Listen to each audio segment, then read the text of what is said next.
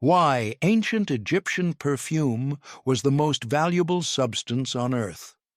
Forget gold, forget silver, forget lapis lazuli and carnelian, the turquoise of the Sinai, the electrum of Nubia. Forget the vast grain warehouses of the Nile Delta, the cedar forests of Lebanon, the copper mines of Cyprus.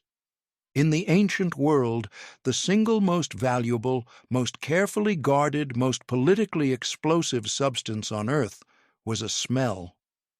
More specifically, it was a slow-burning blend of 16 ingredients: resin and honey, wine-soaked raisins, myrrh and frankincense, crushed juniper berries and aromatic wood, that had to be prepared over a period of months according to a ritual formula so sacred it was carved into the walls of temples under divine protection. A formula that priests died before they would reveal. It was called kaifi. And for more than 3,000 years, the nation that controlled its production controlled the known world's relationship with the divine itself. What if I told you that a single vial of properly prepared Egyptian perfume could, and did, cost more than a small kingdom's annual treasury? That the scent of burning frankincense was considered so cosmically powerful that its trade routes were guarded by standing armies? That the Egyptian state maintained a vertical monopoly on aromatic substances so complete that rival empires were forced to negotiate, to send tribute, to effectively beg for access to the materials their own priests required to conduct religious ceremonies? What if I told you that Cleopatra, but one of the most strategically brilliant political minds in the ancient world, weaponized perfume as deliberately and as effectively as any general deployed an army, and that the smell of her arrival at a critical political meeting changed the course of Mediterranean history? The history of Egyptian perfume is not a story about luxury. It is a story about power, about supply chains weaponized into instruments of geopolitical dominance, about a civilization that understood, long before anyone else, that what people believe is sacred can be controlled, commodified, and turned into the most effective tool of statecraft ever devised. Before the fragrance industry, before the chemical synthesis of aromatic compounds, before Chanel No. 5 and its $100 bottles sitting on department store shelves, there was Kaifi, there was the land of Punt, there were the temples of the Nile burning frankincense 3 times a day, every day for 3,000 years, sending a message skyward in smoke that also happened to be the most sophisticated economic signal in the ancient world. This is how ancient Egypt turned scent into sovereignty. To understand why Egyptian perfume became the most valuable substance on earth, you have to start with a premise that the ancient mind took completely for granted, but that the modern world has almost entirely lost. Smell was not cosmetic. It was not decoration. It was not a social nicety or a personal preference. Smell was metaphysics made sensory. Smell was the closest thing a human being could experience to direct contact with the divine. This idea, that scent was a form of divine communication, that the smell of burning aromatic resins was literally the presence of the gods manifesting in physical reality, runs so deep through ancient Egyptian religion, art, medicine, and statecraft that you cannot understand any of those things without understanding it first. The Egyptian word for perfume was senecher. Senecher is the ancient Egyptian word for perfume. The literal translation is not pleasant smell or good scent. It is to make divine. Every time an Egyptian priest burned aromatic incense, the act itself was understood as a ritual transformation, the space and the person within it becoming sacred. The literal translation of senecher is to make divine, or to become divine. Not to smell good, not to mask odor, to become divine, The act of applying or burning perfume was understood as a transformative spiritual act, a process by which an ordinary physical space or an ordinary human body was elevated into a state of sacred proximity to the gods. This linguistic foundation tells you everything about how the Egyptians thought about aromatic substances. Every time a priest burned frankincense before a temple statue, every time a pharaoh was anointed with sacred oil before appearing in public, every time the body of the dead was wrapped in myrrh-soaked linen, the underlying logic was the same. The scent is the medium of divine presence. Where the scent is, the god is. And gods, in Egypt, were not abstract philosophical concepts. They were real, practical, present entities whose support or displeasure had immediate and concrete consequences for the harvest, the flood, the military campaign, the health of the kingdom. Managing your relationship with the gods was not a matter of personal piety. It was the central function of the state. The theology of divine scent had specific documented roots in Egyptian cosmology. In the oldest Egyptian creation myths, the first act of the creator god, whether conceived as Atum, Ra, Amun, or Ptah, depending on the theological tradition, was to separate the primal chaos into the ordered world. This act of creation was accompanied by a divine emanation, a scent rising from the body of the Creator as the ordered cosmos took shape. The primordial mound rising from the chaos waters, the first solid ground, the first place where creation happened, was described in multiple texts as perfumed. The ancient Egyptians called it the fragrant island, and the sacred shrines built to represent this primordial mound were ritually perfumed to maintain their connection to the original moment of creation. The gods themselves were consistently described in Egyptian texts as scented beings. Amun, the king of the gods, was described as sweet of fragrance, whose aroma is pleasing when he rises. Osiris, the god of resurrection and the afterlife, was identified with myrrh. Horus, the falcon god who embodied the living pharaoh, smelled of the fragrance of the fields after rain. Even the underworld had its own characteristic scent. The embalmed dead were preserved in aromatics, specifically because the smell of spices was the smell of divine preservation. The pharaoh, as the living Horus, as the physical manifestation of divine sovereignty, was expected to smell like a god, which meant he was expected to smell like the most rare, most potent, most cosmically charged aromatic substances available. This was not vanity. This was theology with a budget. The archaeological evidence for Egyptian aromatic practice begins at a remarkably early period, the pre-dynastic cemeteries of Nagada in Upper Egypt, dating to roughly 4000 to 3100 BC, centuries before the first pharaohs, centuries before the hieroglyphic writing system that would eventually codify the theological rationale, already show evidence of aromatic substances placed with the dead. Residues consistent with plant-based aromatics have been identified in the oldest grave goods in the Egyptian archaeological record. This is significant. The use of aromatic substances in funerary contexts predates the theological system that justified it by at least 1,000 years. The Egyptians were not aromatic because their theology demanded it. Their theology was shaped, in part, by an already ancient tradition of aromatic practice that they then elaborated and rationalized in theological terms. The smell came first. The story about why the smell mattered came later. Egypt accumulated 3,000 years of practical aromatic knowledge because it was paying careful attention to observable effects, recording what it found, and transmitting that knowledge through its sophisticated religious and administrative institutions. The medicinal aromatics were observed to work before a pharmacological theory explained them.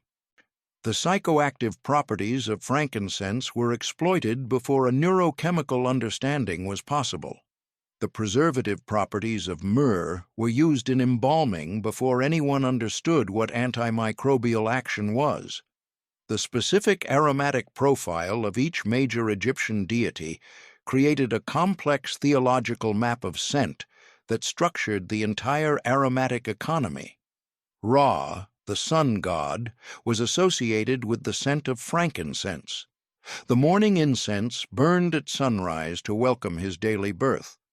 The smell of frankincense burning in an enclosed space was, in the Egyptian theological framework, a manifestation of Ra's presence. The burning frankincense was the god, made sensory. Osiris, the god of the dead and of resurrection, was associated with myrrh, the dark, complex, slightly bitter sweetness of myrrh was the smell of the afterlife, of divine preservation, of the transformation that turned dead flesh into something capable of eternal existence. The embalmed body, wrapped in myrrh-soaked linen, was being prepared for Osiris. The myrrh was the medium of that preparation. Hathor, the goddess of love, beauty, music, and joy, one of the most beloved deities in the Egyptian pantheon, was specifically the goddess of aromatic substances. She was called Mistress of the Fragrance, and was depicted in her temples with offerings of aromatic oil and incense as primary ritual gifts. The connection between Hathor and perfumery was so tight that some scholars have argued that the development of Egyptian personal perfumery was specifically associated with her cult. Isis, the great mother goddess, the archetype of magic and hidden knowledge, was associated with the compound aromatic blends of the most complex formulations, Kaifi above all.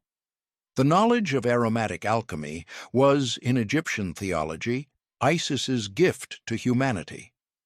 This mapping of deities to aromatic substances created a theological economy that made substitution essentially impossible. If you needed to perform a ceremony to Ra, you needed frankincense, with its specific aromatic profile, its specific smoke characteristics, its specific chemical composition. The theology specified the substance, and the substance came from a single geographic region that Egypt controlled. The divine assignment of specific aromatics to specific deities was not just theological aesthetics. It was a supply chain monopoly embedded in theology. In every neighboring civilization that adopted any element of Egyptian religious practice was, by adopting that practice, adopting a dependency on Egyptian aromatic supply. The gods required specific smells. The smells came from Egypt. The theology was, among other things, a marketing document. The aromatic substances that the Egyptians required for their theological program were not, for the most part, native to Egypt itself. Egypt is a desert civilization.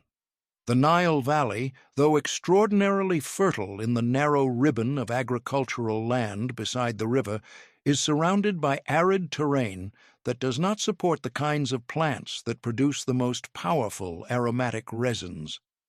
The great frankincense trees, Boswellia sacra, Boswellia carteri, Boswellia papyrifera, grow in the highlands of what is today Oman, Yemen, Somalia, and Ethiopia. The myrrh tree, Commiphora myrrha and related species, grows in the same general region, the Horn of Africa and the Arabian Peninsula. Cinnamon came from Sri Lanka and the Malabar coast. Spikenard came from the Himalayan foothills. Calamus grew in the marshes of the Levant and Mesopotamia. All of these substances had to be imported. All of them required long, dangerous trade routes to be maintained. All of them were, in the ancient world, subject to the interruptions, losses, and price fluctuations that attend any commodity that can only be sourced from a single geographic region. The Boswellia tree, the source of frankincense, is one of the most extraordinary plants in the world. The tree grows in rocky, semi-arid terrain, often on sheer cliff faces and steep hillsides where the thin, poor soil would kill most other plants. It is not a large or impressive tree, typically 5 to 8 meters tall with papery peeling bark and small oval leaves, but cut into its trunk and you release a white, milky resin that hardens on contact with the air into small, irregular tears of pale, translucent amber. These tears, the frankincense, can be collected, dried, and burned to produce a smoke of extraordinary aromatic complexity and volume. The boswellia tree can only be tapped a few times a year. Overtapping kills the tree. Each tree produces a limited amount of resin per season. The trees grow in specific, geographically restricted environments that cannot be replicated elsewhere. You cannot grow frankincense in the Nile Valley. In the ancient world, before synthetic chemistry, before steam distillation at industrial scale, before global shipping logistics, frankincense was genuinely scarce. Not artificially scarce. Genuinely, physically, ecologically scarce. Here is the specific detail that transforms botanical facts into economic history. Frankincense and myrrh were not merely aromatic luxuries in the ancient world. They were functional necessities for the practice of religion as it was understood by every major civilization around the ancient Mediterranean and Near East. Egyptian temples required frankincense. Mesopotamian temples required frankincense. The Jerusalem temple required frankincense. The Torah specifies frankincense as a required ingredient for certain burnt offerings. Greek temples burned frankincense. Roman imperial cult ceremonies required frankincense. Every significant religious tradition in the ancient world required these specific aromatic substances. When a substance is both genuinely scarce and functionally necessary, when there is no substitute and no alternative, when the demand is insistent and institutional and backed by the full religious authority of civilizations, you have the conditions for a commodity of extraordinary value. To give you a sense of just how extraordinary that value was, consider a few documented historical price points.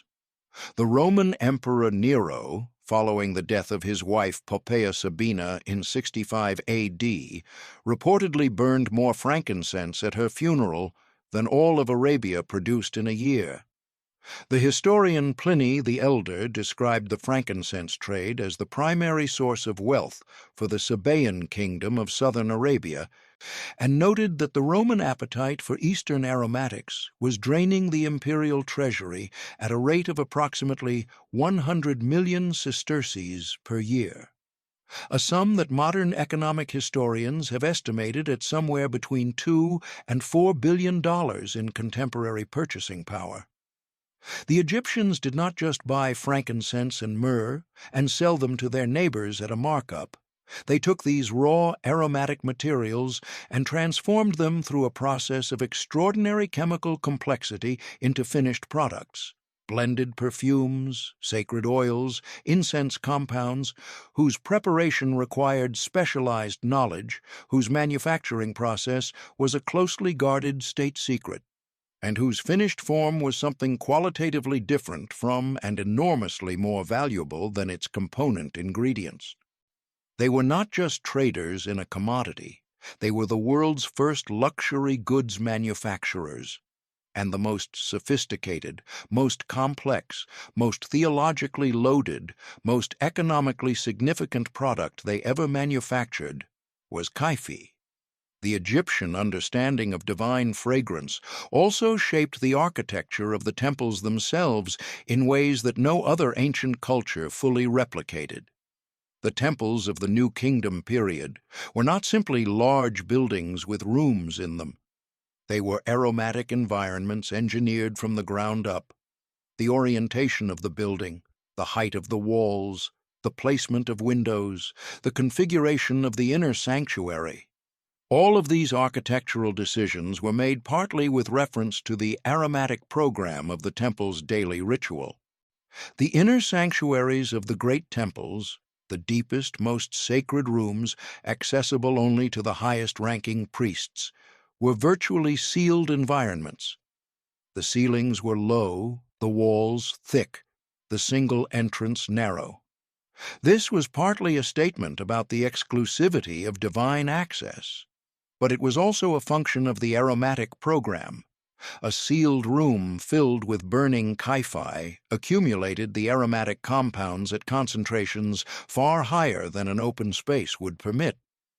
The neurochemical effects of frankincense, the anxiolytic action of incensol acetate, the mild consciousness-altering properties of the sesquiterpenes in myrrh, were not passive background features of the temple environment. They were engineered features maximized by the architectural design of the space. The ancient Egyptian temple was, among other things, a very effective delivery system for aerosolized psychoactive compounds. The god's presence was felt because the building was specifically designed to make you feel it. The economic consequences of Egypt's aromatic theology extended far beyond the obvious luxury goods trade into the everyday material culture of Egyptian society at all levels. Because perfume and aromatic substances were not luxuries confined to the royal court and the great temples, but necessities woven into the fabric of daily Egyptian life. In personal hygiene, in medicine, in household religious practice, in funerary preparations for even modest households, the demand for aromatic products created a vast domestic market that supported an entire tier of small-scale commercial perfumery alongside the great temple operations. Archaeological evidence from workers' villages like Deir el-Medina, the community that housed the craftsmen who carved and decorated the royal tombs in the Valley of the Kings, shows that even ordinary Egyptian working families owned aromatic oil containers, purchased perfumed products from market stalls, and used aromatic substances in their household religious observances.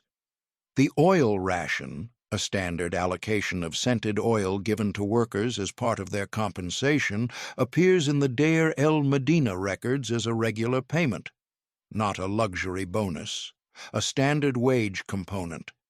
The workers who built the pharaoh's eternal home were compensated in part in fragrance.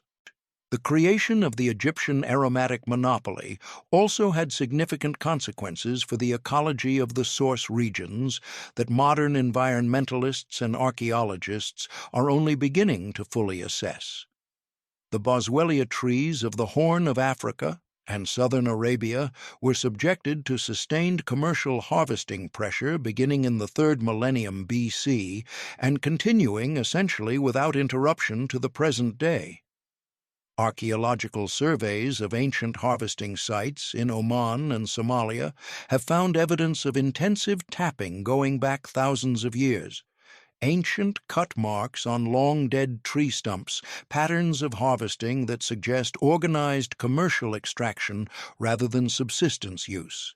The frankincense trees of Dhofar in Oman and of the Somali highlands have been shaped by 3,000 years of commercial harvesting.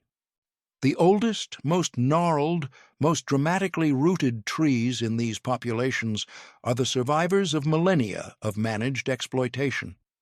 There is a direct ecological line between the aromatic ambitions of the ancient Egyptian state and the specific population genetics of the boswellia trees that still grow in those regions today.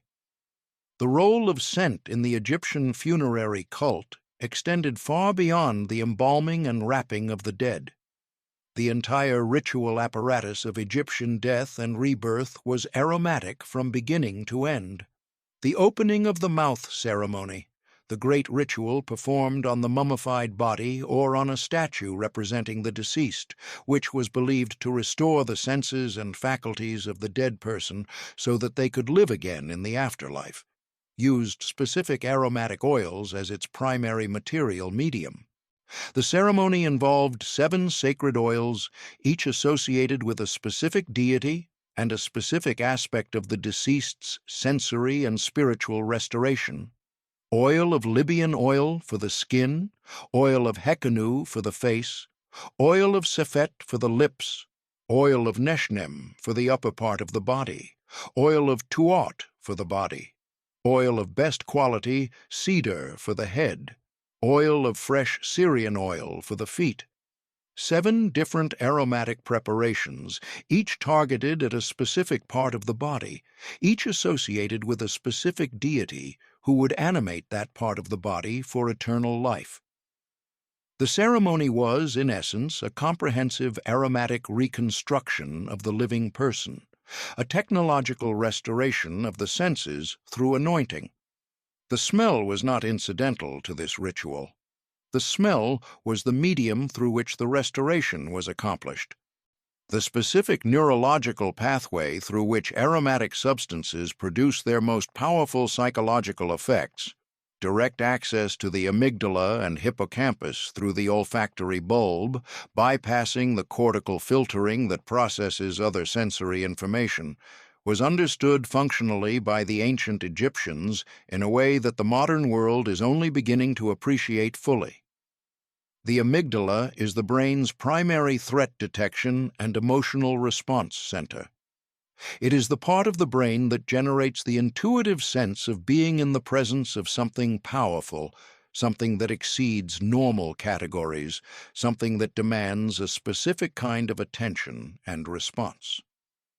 The ancient Egyptians, by engineering aromatic environments that stimulated the olfactory system and thereby the amygdala, and were creating the neurological conditions for what humans across every culture and tradition describe as religious experience. Not by trickery, not by manipulation in any simple sense, by engaging deliberately and skillfully the neurological pathway that evolution has designed to respond most directly to signals that matter, signals that are larger than ordinary experience. The smell of frankincense burning in an enclosed Egyptian temple was not merely pleasant or sacred. It was, at the level of brain function, genuinely alarming in the most fundamental neurological sense, activating the emotional response systems that signal the presence of something important and requiring attention. The ancient priests were not deceiving their congregants.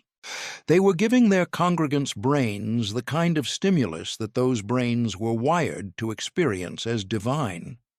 The relationship between Egypt's aromatic program and the famous Blue Nile flooding cycle, the annual inundation that was the foundation of Egyptian agricultural civilization, was more intimate than it might appear. The flooding of the Nile deposited the black silt that made Egyptian agriculture possible, but it also filled the lower levels of Egyptian settlements with water, mud, and the accumulated debris of the previous year. The annual cycle of inundation and withdrawal left Egyptian houses and streets temporarily contaminated with everything the floodwaters carried. The Egyptian practice of burning aromatic fumigants, frankincense, myrrh, and various herb bundles in domestic spaces after the waters withdrew was not merely a theological gesture. It was a practical public health measure that reduced the insect populations, suppressed the bacterial growth, and purified the olfactory environment that followed inundation. The domestic use of aromatic substances in ancient Egypt had, at its practical foundation, a specific ecological context. A civilization that experienced a major annual flood event needed the antimicrobial and insect-repellent properties of aromatic fumigation on a systematic basis. The theology of Senetjer was built on top of a foundation of practical environmental management that predated any theological elaboration. The specific geography of aromatic plant distribution in the ancient Mediterranean and Near Eastern world created a set of natural commercial advantages and disadvantages that structured the entire aromatic trade system in ways that no political decision could overcome. The Mediterranean basin itself, the ecological zone in which Egyptian civilization was embedded, is notably poor in the species that produce the most powerful aromatic resins. The Mediterranean maquis produces aromatic herbs, thyme, rosemary, lavender, myrtle, that are valuable but limited in their ceremonial weight. The great resins, frankincense, myrrh, benzoin, labdanum, require either the specific highland ecology of the Horn of Africa and southern Arabia or the specific forest ecology of tropical Asia. The Mediterranean world was, in terms of high-value aromatic resources, a consuming region rather than a producing region. This ecological reality structured the entire commercial and political history of the aromatic trade. No amount of military power, no diplomatic cleverness, no institutional sophistication could change the fundamental fact that the substances most required for the most important religious ceremonies of the ancient Mediterranean world grew somewhere else. Egypt's genius was not in overcoming this dependency. It was in turning the dependency of its neighbors to its own advantage while managing its own dependency through the organizational capacity and commercial reach of the Egyptian state. The name Kefi comes from the ancient Greek transliteration of the Egyptian kapet.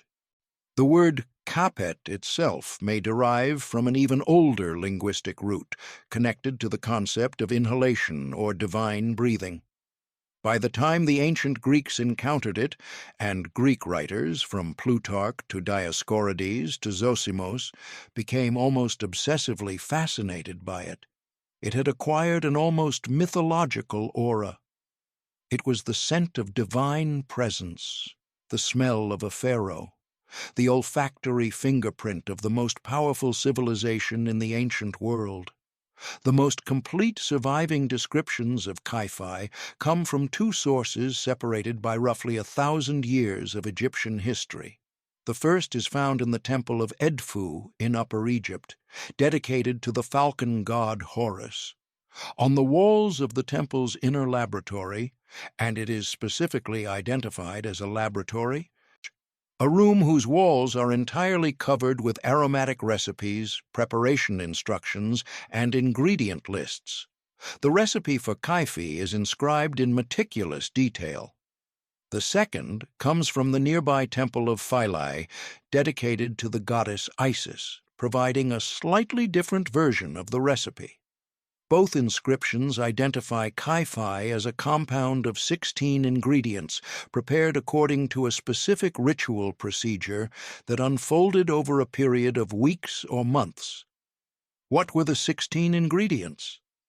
The ancient sources give us the list, and it is remarkable for both its complexity and the geographical range it implies. The first and most important ingredient was wine. Not ordinary wine, but wine of a specific quality and age, which served as the primary liquid medium in which other ingredients were macerated. Into this wine went raisins, sun-dried grapes of intense sweetness, steeped in the wine until they had absorbed its liquid and expanded into a soft, fragrant mass. This mixture formed the binding agent of the entire compound. The third and fourth ingredients were frankincense and myrrh, the two great aromatic resins of the ancient world, the divine pair, the two substances that between them defined the smell of sacred space across the entire ancient Mediterranean. Their inclusion was non-negotiable. A Kaifi without frankincense and myrrh was not Kaifi. The fifth ingredient was aromatic rush, calamus, known in the ancient world as the sweet flag, a semi-aquatic plant whose rhizome produces a warm, spicy, slightly medicinal aroma when dried and powdered. Calamus grew in the wetlands of the Levant and was also cultivated in Egyptian gardens. Its aromatic profile added a herbal, earthy quality to the blend that complemented the deep sweetness of the resins.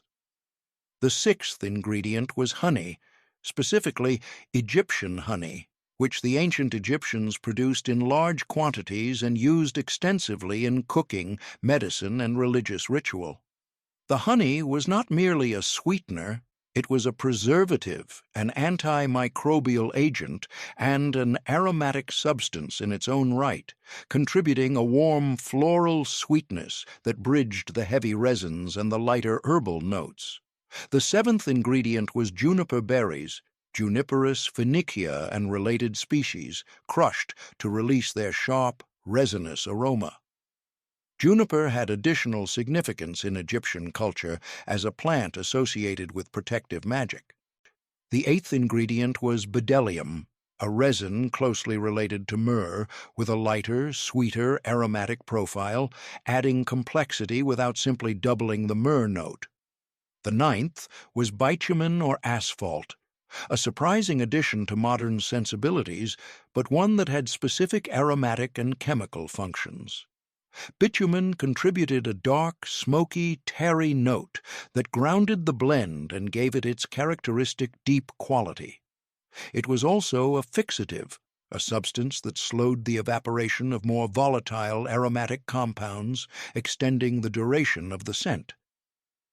The tenth was pine resin, adding a sharp, clean brightness that cut through the heaviness of the dominant resin notes. The 11th was cinnamon, Cinnamomum verum, or cassia, and imported from Sri Lanka or the Spice Coast of India by the long and expensive trade routes that connected Egypt to the distant east. The inclusion of cinnamon in kaifi is significant. That cinnamon was reliably available to Egyptian temple artisans implies a stable, continuous trade route to sources that were on the other side of the known world. The 12th ingredient was spikenard, Nardostachys jatamanzi, a flowering plant of the Himalayan foothills whose rhizome and roots produce a heavy, musky, earthy, aromatic oil. Spikenard was one of the most expensive aromatic substances in the ancient world precisely because of its geographic origin. The high valleys of Nepal and northern India, accessible only through the long chain of trade intermediaries that connected the subcontinent to the Mediterranean. In the New Testament, it is specifically the ointment of spikenard with which Mary of Bethany anoints Jesus, chosen because it was the most extravagant expression of value available. The 13th was orris root, the dried and aged rhizome of various iris species, producing a violet-like powdery aromatic used both for its own aroma and as a fixative. The 14th was storax, the resinous balsam obtained from the bark of Liquidambar orientalis and Styrax officinalis, with a warm, vanilla-like, slightly medicinal sweetness. The 15th ingredient varies between sources, but most versions of the recipe identify it as henbane or another psychoactive plant. The 16th ingredient was thyme. That last statement is not poetic license. It is an accurate description of a key element of the kaifi formulation. The preparation of authentic kaifi required the ingredients to be combined in a specific sequence over a period of weeks to months, with specific intervals between stages during which the partially prepared compound was allowed to rest, macerate, oxidize, and undergo the slow chemical transformations that produced the finished blend's distinctive character. The wine and raisins had to be combined and allowed to ferment and concentrate. The dried aromatics had to be separately pounded and blended, their volatile oils beginning to interact before they were introduced to the liquid base. The honey had to be added at a specific stage, the resins had to be melted and incorporated, the fixatives had to be added last to lock in the volatile elements. At each stage of this process, the kaifi priests recited specific prayers and performed specific ritual actions. The preparation of kaifi was not a manufacturing process, it was a religious ceremony that happened to produce a physical product. Or, equivalently, it was a manufacturing process conducted in the form of a religious ceremony, so that the product itself was understood as an act of worship, a co-creation between the human craftsman and the divine. Now here is where the story becomes significantly more interesting than the recipe alone would suggest. Several of the 16 ingredients of Kai-Fi have specific, documented pharmacological properties that go far beyond simply smelling pleasant. Frankincense, Boswellia sacra, contains a compound called insensole acetate, which when burned and inhaled has been demonstrated in multiple studies to have anxiolytic and psychoactive effects, specifically activating ion channels in the brain that influence emotion and the sensation of warmth. In a 2008 study published in the pharaohs journal, researchers found that insensole acetate produced antidepressant and consciousness-altering effects in laboratory animals. In simpler terms, frankincense, when burned in an enclosed space, produces measurable changes in the emotional and cognitive state of the people inhaling it. It makes people feel calm, warm, spiritually open, and susceptible to powerful emotional experiences. Frankincense contains insensole acetate, proven in laboratory studies to activate ion channels in the brain, reducing anxiety and producing mild psychoactive effects. The ancient priests who burned it 3 times daily in enclosed temple spaces were, whether or not they knew the chemistry, managing the neurochemical states of everyone who entered. This is not metaphor, it is pharmacology. Myrrh similarly contains compounds, sesquiterpenes specifically, with documented analgesic and mild psychoactive properties. Burned together with frankincense in an enclosed stone temple space, the combination produced an aromatic environment with measurable neurochemical effects. Calamus, sweet flag, Acarus calamus, contains a compound called beta-acerone, which is chemically related to the psychedelic amphetamine compound TMA. At the concentrations present in Kai-Fi formulations, it contributed to a general state of altered awareness, mild euphoria, and enhanced suggestibility.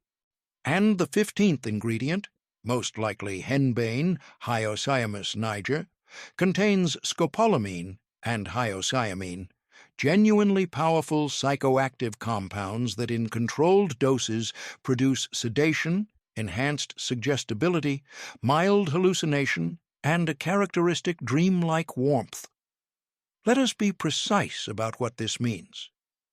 Kai-Fi was not a simple incense. It was a precisely engineered, multi-compound aromatic preparation whose ingredients, when burned together and inhaled in a confined space, produced a cocktail of neurochemical effects, including anxiety reduction, emotional openness, mild sedation, enhanced spiritual receptivity, and, in its strongest formulations, genuine mild psychedelia. When a pharaoh received foreign ambassadors or rival rulers in a temple or royal audience chamber where Kai-Fi was being burned, and the evidence strongly suggests that this was standard practice, those visitors were not simply experiencing a beautiful smell. They were being pharmacologically managed, their anxiety was being chemically reduced, their emotional defenses were being softened. Their susceptibility to the authority and divine aura of the pharaoh was being neurochemically enhanced. This is fragrance diplomacy at its most sophisticated. You could not manufacture consent with a perfume bottle, but you could, and the Egyptians demonstrably did, manufacture something very close to awe. The manufacturing process of Kai-Fi was also the mechanism by which the formula became a protected state secret. Consider what was required to make authentic Kai-Fi. You needed 16 specific ingredients, several available only through international trade routes that Egypt controlled. You needed the specific ratios. You needed the sequence of addition. You needed the timing. You needed the prayers.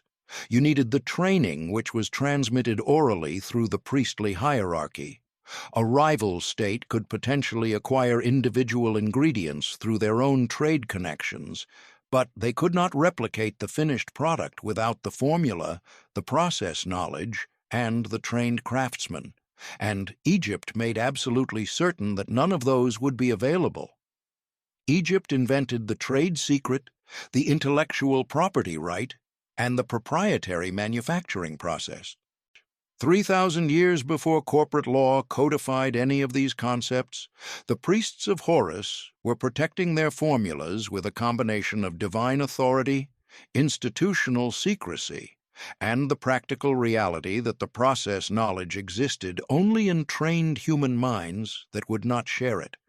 Plutarch, the Greek biographer and philosopher writing in the 1st century AD, describes Kyphi as having the power to lull to sleep, to brighten dreams, and to relax the tensions of the day, as being burned in the temples each evening to drive away the demons of the night and restore the body to its natural state of harmony. He describes it as an aromatic substance composed of many things that are pleasing to the gods. That is what 3,000 years of Egyptian theological marketing had accomplished.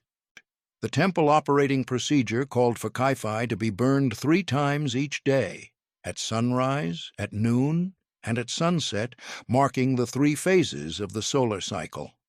3 times a day, every day, in every major temple in Egypt, for thousands of years. The mathematics of that demand tell their own story about how important and how expensive the aromatic supply chain was. The physical space of the PR-Ankt, the temple laboratory where Kyphi and other aromatic compounds were prepared, was one of the most carefully managed environments in the ancient world. The room temperature and ventilation were controlled not for the comfort of the workers, but for the requirements of the preparation process. Certain stages of Kyphi preparation required specific conditions. The initial maceration of the wine and raisins benefited from warmth to accelerate the chemical exchange between the liquid and the solid components. The later stages, when volatile aromatic compounds had been introduced, required cooler conditions to prevent the premature evaporation of the most valuable fragrant elements. The Kerep Kemet managed these conditions empirically, using their trained sensory judgment. The feel of the ambient temperature, the rate at which the aromatic compounds were volatilizing as indicated by smell intensity, to determine when conditions were appropriate for each stage. This is, in essence, what a modern laboratory scientist would call environmental process control. The ancient Egyptians were doing it without thermometers, and without hygrometers, without any of the measuring instruments that modern chemistry takes for granted. They were doing it with trained human senses that had been refined over generations of specific practice. The storage and preservation of finished aromatic compounds was as carefully managed as their production. Kyphi and the other high-value sacred oils were stored in alabaster vessels of specific sizes and designs, sealed with a combination of wax and resin that prevented the escape of volatile aromatic compounds while also preventing contamination from the outside. The alabaster vessels were stored in specific orientations, typically horizontal for oil-based compounds, vertical for more solid or semi-solid preparations like Kyphi, in rooms whose temperature and humidity were controlled by their position within the temple complex. The inner rooms of the temple, away from the direct sun and sheltered from the temperature extremes of the Egyptian climate, provided the stable, cool conditions that preserved aromatic compounds most effectively. This was not theoretical knowledge. It was practical knowledge accumulated over centuries of observation, knowledge that when aromatic compounds were stored correctly, they remained potent and useful for far longer than if stored carelessly. The quality control systems applied to aromatic production in the Egyptian temple laboratories were sophisticated enough that modern scholars have been able to identify, from the residues found in ancient storage vessels, not just the ingredients of the original compound, but the approximate age of the compound at the time of storage and, in some cases, indications of whether the production process had proceeded correctly. The specific chemical signatures of properly aged kyphi, the particular balance of oxidation products, the degree of esterification among the various aromatic compounds, the characteristic fingerprint of a properly macerating wine resin mixture, are distinguishable from the signatures of incorrectly prepared or freshly made compounds. The Carep Kemet who rejected a batch of kyphi because it did not smell right was applying quality control criteria that modern analytical chemistry can partially reconstruct. The standards were real. The rejection of substandard batches was real. The system worked. The specific timing of kyphi's burning, 3 times a day at dawn, noon, and dusk, corresponded not just to the theological program of the solar deity's daily journey, but also to the specific pharmacological characteristics of the compound's active ingredients.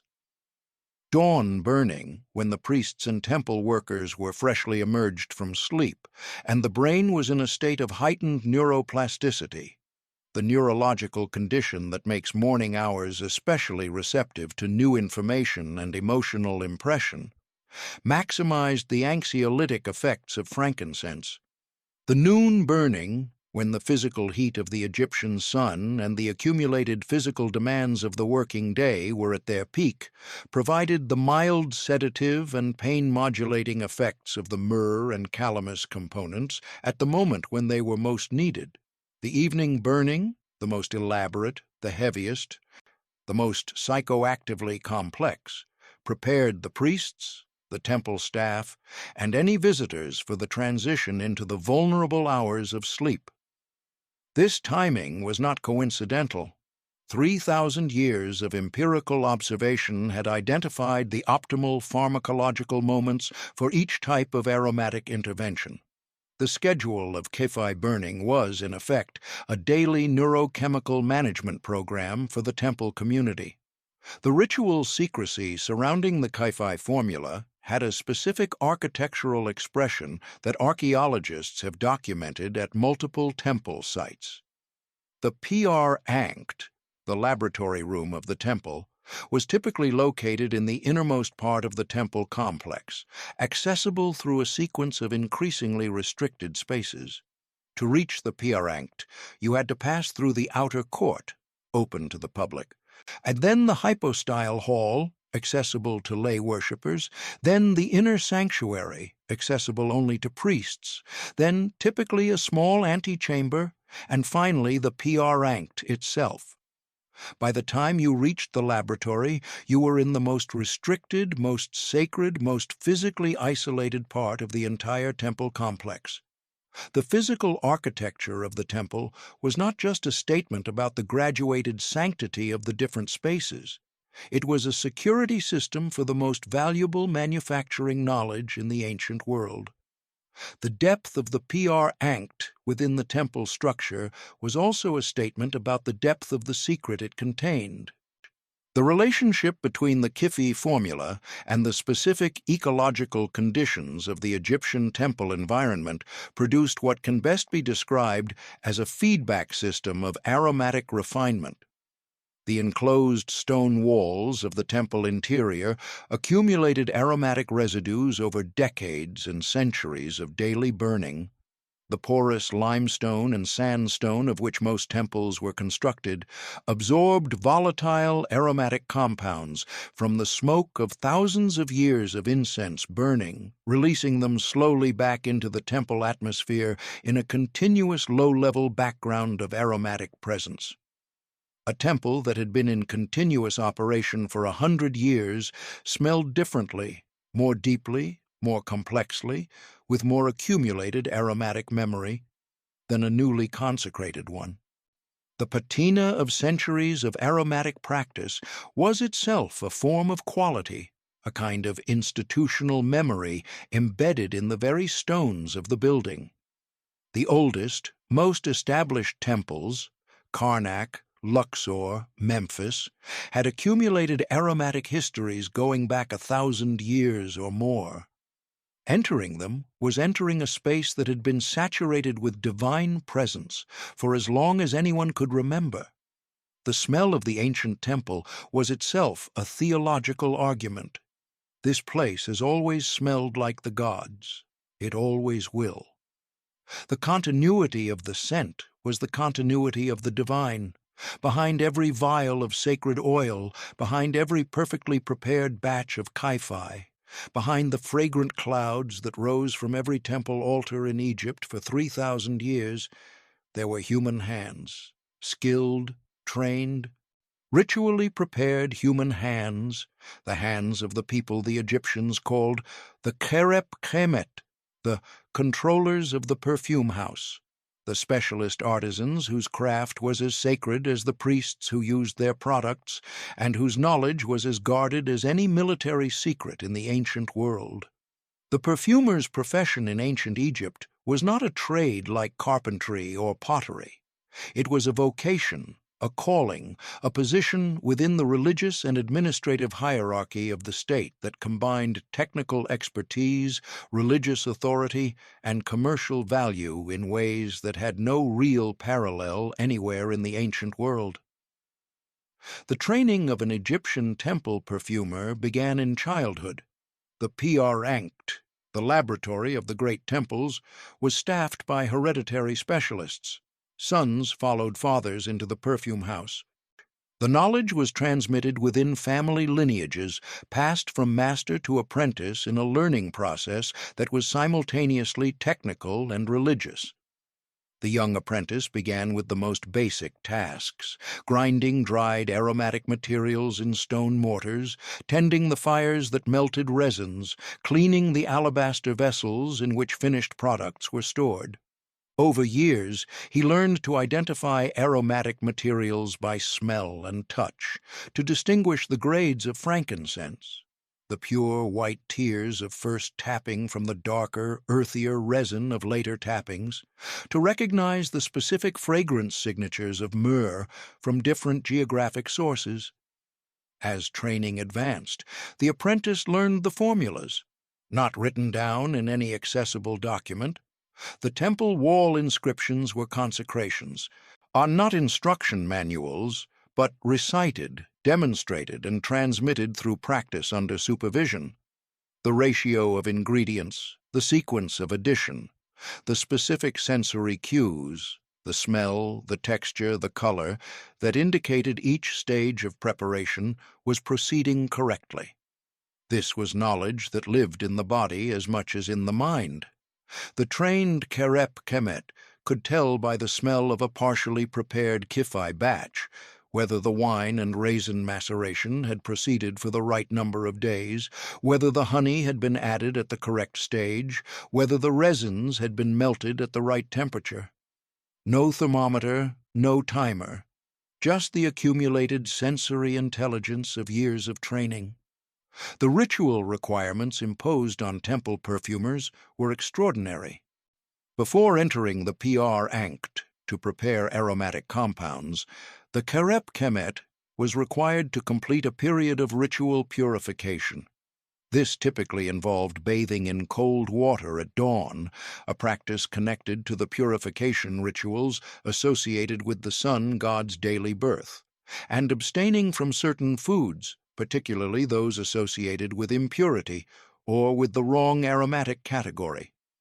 The logic is consistent with the broader Egyptian understanding of aromatic substances as divine media.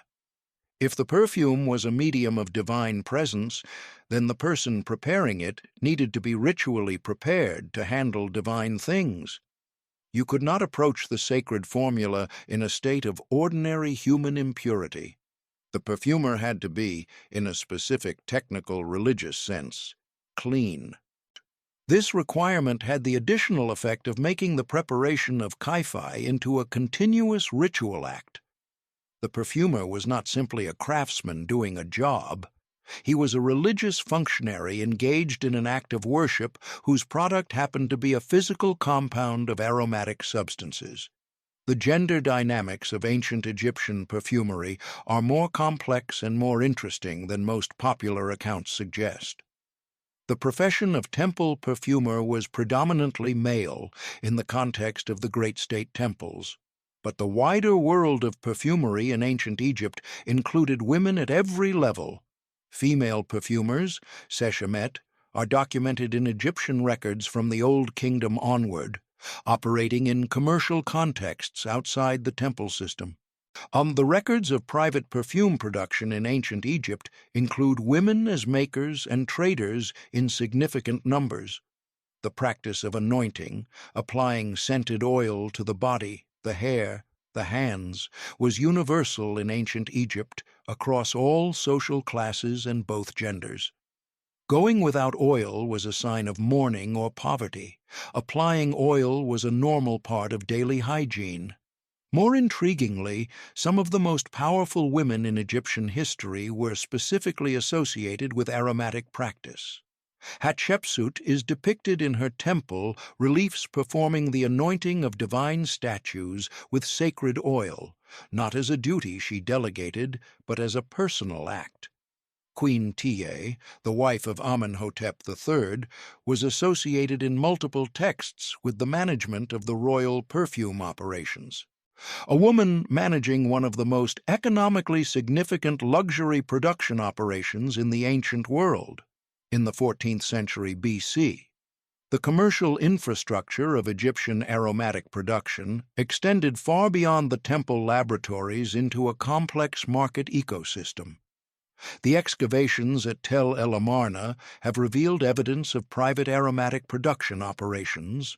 Small-scale workshops equipped with storage jars, grinding equipment, and the characteristic residues of aromatic processing scattered through the residential quarters of the city. These were private businesses producing scented oils and aromatic compounds for the consumer market, the ancient Egyptian equivalent of the modern drugstore perfume counter. Now, the archaeological record suggests that the aromatic market in ancient Egyptian cities was stratified by quality and price in ways that modern luxury markets would recognize immediately. At the bottom, cheap oil lightly scented with locally available herbs and resins. In the middle, more complex blends using better quality ingredients, sold in higher quality containers to middle-class buyers.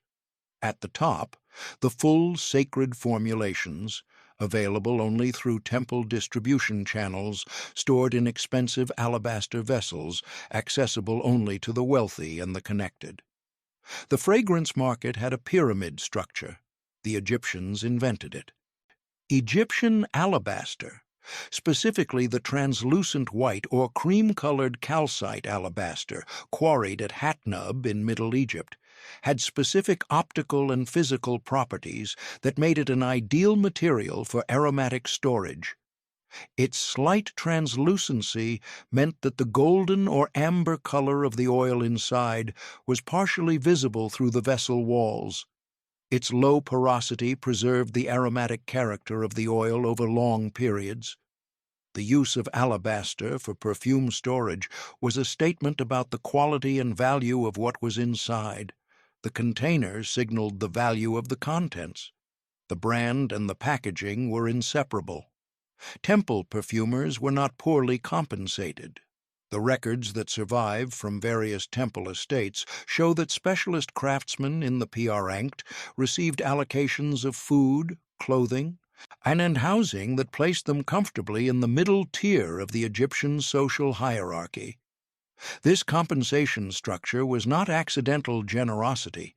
It was a calculated investment in knowledge retention.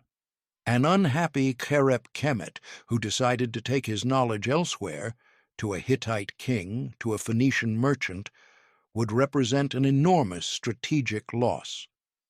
The Egyptian state had invented, 3,000 years before modern corporate human resources departments, the concept of retaining key knowledge workers through compensation and status rather than purely through coercion. The social organization of the Kherep Kemet within the temple hierarchy reveals a great deal about how ancient Egypt managed the tension between institutional knowledge protection and the practical need to train new practitioners.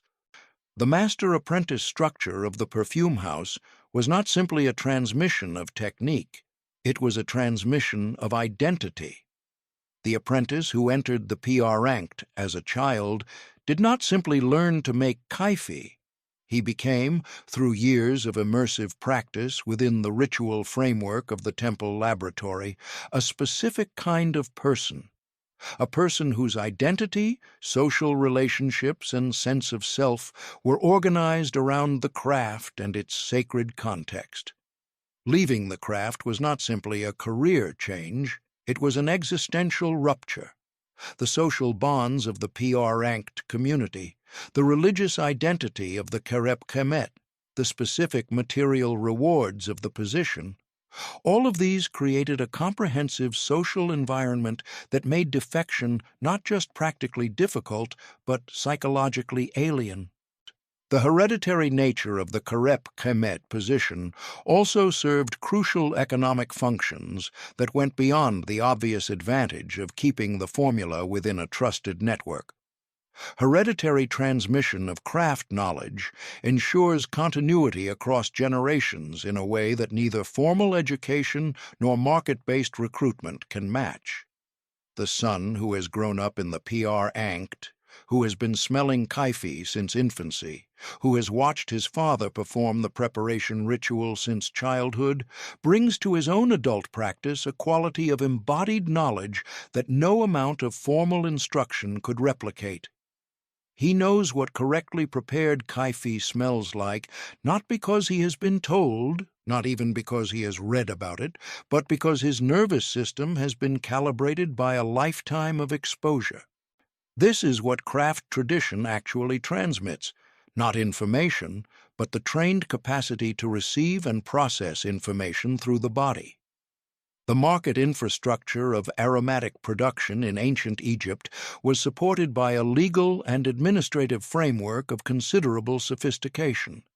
The Egyptian state maintained records of aromatic production, distribution, and consumption that allowed it to manage the supply chain with a precision that would have been the envy of any modern logistics company.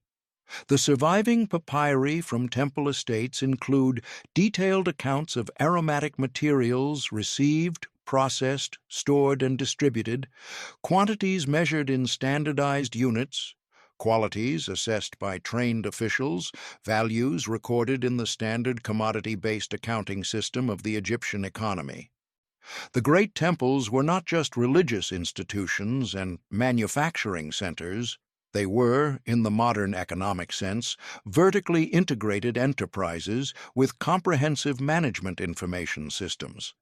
The physical labor of preparing kaifi was considerable, and the specific physical demands of the preparation process are worth documenting because they contributed to the embodied knowledge that was the perfumer's most irreplaceable asset. The grinding of dried aromatic materials, frankincense tears, myrrh lumps, juniper berries, dried roots, required sustained physical effort with heavy stone mortars and pestles. In the muscle memory of grinding these specific materials to the specific textures required at specific stages of the preparation was itself a form of knowledge that existed nowhere except in the trained body of the Kerep Kemet, who had performed the same motions thousands of times. The stirring and folding of the macerating compound, the wine and raisin base, enriched over weeks with progressively added aromatic materials, required a specific technique that the smell and texture of the compound would indicate was correct. Too vigorous stirring at certain stages would drive off volatile compounds prematurely.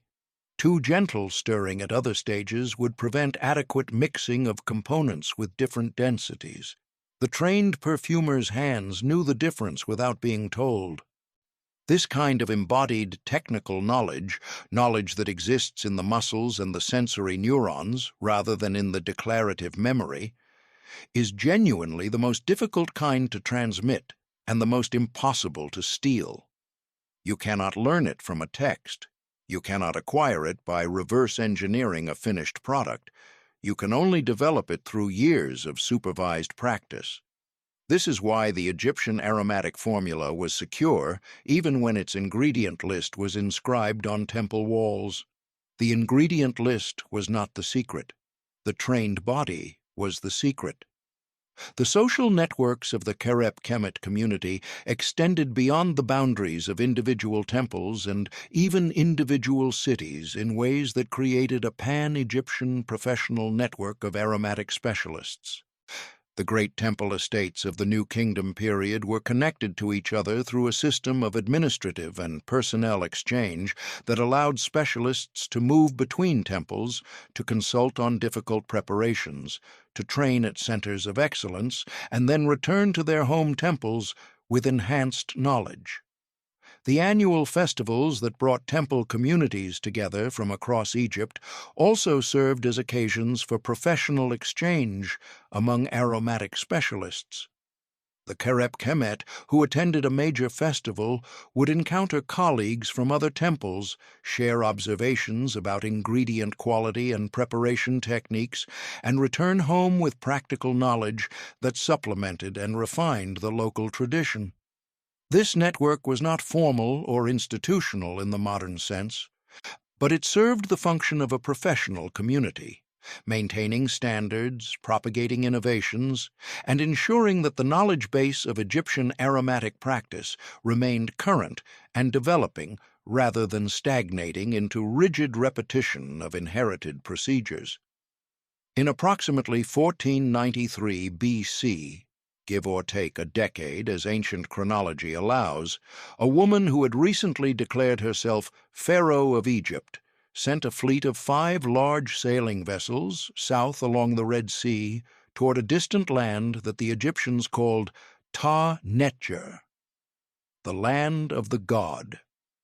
We know this woman as Hatshepsut, one of the most remarkable political figures in the ancient world, a female pharaoh who governed one of the most powerful civilizations on earth for more than 20 years, and whose accomplishments were so threatening to the male successors who followed her that they spent considerable effort attempting to erase her from the historical record. Her images were defaced, her cartouches were chiseled off, her name was removed from king lists. They failed because Hatshepsut had carved the story of her greatest achievement in stone 300 feet high on the walls of her mortuary temple at Deir el-Bahri, and the walls survived. Hatshepsut's Punt expedition circa 1493 BC, 5 ships, extraordinary cargo. The reliefs at Deir el-Bahri show not just resin sacks, but living frankincense trees, root balls wrapped in baskets, being loaded aboard. This was not trade. This was the world's first attempt at vertical supply chain integration. Egypt was trying to own the tree itself. The reliefs at Deir el-Bahri tell the story with a specificity that is almost journalistic. We see the ships being prepared at the Egyptian port on the Red Sea. We see them sailing through waters populated with fish that Egyptian artists rendered with careful attention to species. We see the arrival at Punt, the meeting with the local ruler Parehu and his wife. We see the negotiations, the exchange of gifts, the loading of the cargo, and then we see the cargo itself. The ships are loaded not just with dried frankincense resin, but with living frankincense trees, mature trees or substantial saplings, their root balls wrapped in baskets, being carried up the gangplanks and secured in the ship's holds. Hatshepsut was not merely buying frankincense. She was attempting to establish a domestic frankincense supply. She was trying to bring the tree itself to Egypt, to plant it in the temple gardens of Karnak, to create a permanent, Egyptian-controlled source of the substance that her empire's theological program required in such enormous quantities. The practical logistics of the Punt expeditions reveal the extraordinary organizational capacity of the New Kingdom Egyptian state. The ships were seagoing vessels of substantial size, perhaps 25 to 30 meters in length, capable of carrying significant cargo, constructed specifically for the Red Sea voyage. The logistics required to supply such a fleet would have required months of preparation by the state administrative apparatus before the ships ever left the Egyptian port. Mirza Ghawassis, a site on the Egyptian Red Sea coast near the modern city of Safaga, was excavated beginning in 2001. And what archaeologists found there rewrote the history of ancient Egyptian maritime capabilities. They found the remains of a harbor, the oldest known harbor in the world at the time of discovery, with evidence of continuous use from approximately 2000 BC to 1400 BC. The harbor included storage caves carved into the limestone cliff above the shoreline, in which the expedition equipment was stored between voyages: anchors, coils of rope, ship timbers, ceramic storage jars. Most remarkably, they found cedar planks, wood from the Lebanese cedar forests, which grew thousands of kilometers from the Red Sea coast, that had been stored in the harbor caves for reuse on future voyages. The Egyptians were not building a new fleet for each punt expedition. They were maintaining and reusing equipment, and storing timber in purpose-built facilities on the Red Sea coast, and managing the punt voyages as a continuous institutional operation rather than a series of one-off adventures. The goods that Egypt sent to Punt in exchange for aromatic resins are as revealing as the goods it received. The Egyptian side of the trade consisted primarily of manufactured goods: linen cloth, copper and bronze implements, beads of faience, papyrus rolls, and finished wooden objects. The exchange traded Egyptian manufacturing excellence for Punt's natural resource production, the same trade model that colonial European powers would employ with tropical resource-producing regions 3,000 years later.